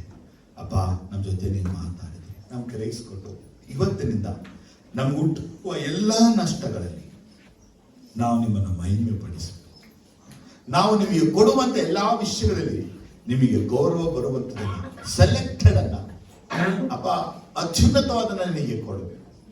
ಜನಗಳ ಮಧ್ಯದಲ್ಲಿ ಜನಗಳನ್ನು ಅವರನ್ನ ಇವರನ್ನ ಬೈಯದೆ, ಅವ್ರ ಇವ್ರ ಬಗ್ಗೆ ಮಾತಾಡದೆ, ಬದಲಾಗಿ ನೀವು ಹೇಳೋದನ್ನ ಮಾತ್ರ ಮಾಡಬೇಕು. ನಂಬಿಕೆ ಉಳ್ಳವರಾಗಿ ಯಾರಿಗೂ ಭಯಪಡದೆ ಅಪ್ಪ ನಿನಗೆ ಮಾತ್ರ ಭಯಪಡುವ ಹೃದಯ ನಮಗೆಲ್ಲರಿಗೂ ಕೊಡಬೇಕಾಗಿ ನಾವು ಪ್ರಾರ್ಥಿಸ್ತೇವೆ. ಈ ವಾಕ್ಯಗಳು ಇವರಿಗೆ ಆಶೀರ್ವಾದವಾಗಿರಲಿ ಅಂತ ಬೇಡಿಕೊಳ್ಳುತ್ತೇನೆ. ಈ ವಾಕ್ಯಗಳು ಇವರಿಗೆ ಆಶೀರ್ವಾದವಾಗಿರಲಿ ಅಂತ ಪ್ರಾರ್ಥಿಸ್ತೇನೆ. ಇವ್ರ ಮನೆಗೆ ಹೋಗುವಾಗ, ಇವ್ರ ಫ್ರೆಂಡ್ಸ್ಗಳಿಗೆ ಸೇರುವಾಗ ಕರ್ತನ ನಾಮ ಪರಿಶುದ್ಧವಾಗಿ ಎಣಿಸಲ್ಪಡಲಿ ಅಂತ ಜೀವನ ಇವರು ಮಾಡಲಿ ಕರ್ತನೆ. ಮನೆಯಲ್ಲಿ, ಕುಟುಂಬದಲ್ಲಿ, ಸಭೆಯಲ್ಲಿ, ಸೇವೆಯಲ್ಲಿ, ಕೆಲಸಗಳಲ್ಲಿ, ಇವ್ರು ಹೋಗುವ ಎಲ್ಲಾ ಕಡೆಗಳಲ್ಲಿ ಈ ವಾಕ್ಯ ಇವರು ಧ್ಯಾನಿಸಲಿ. ಕರ್ತನ ನಾಮ ಇವತ್ತು ಮಹಿಮೆ ಪಟ್ಟಿದ್ದ ನನ್ನಿಂದ, ಕರ್ತನ ನಾಮ ಇವತ್ತು ಪರಿಶುದ್ಧವಾಯಿತ ನನ್ನಿಂದ, ಕರ್ತನ ನಾಮ ಪವಿತ್ರವಾಯಿತ ಎಂದು ನನ್ನ ಮಾತು, ನನ್ನ ಯೋಚನೆ, ನನ್ನ ಉದ್ದೇಶ, ನಾನು ಮಾಡಿದ ಕಾರ್ಯಗಳಿಂದಲೇ ಪ್ರತಿಯೊಬ್ಬರು ಯೋಚಿಸಿ ಮಾಡಲಿ ಅಂತ ಬೇಡಿಕೊಳ್ಳುತ್ತೇನೆ. ಅಯ್ಯ, ಈ ನಾಮ ಪರಿಶುದ್ಧವಾಗಿ ಎಣಿಸಲ್ಪಡಲಿ ನಮ್ಮ ಸಭೆ ಸಮೀಕರಣ ಯೇಸು ನಾಮದಲ್ಲಿ ತಂದೆ. ಆಮೆನ್. God bless you.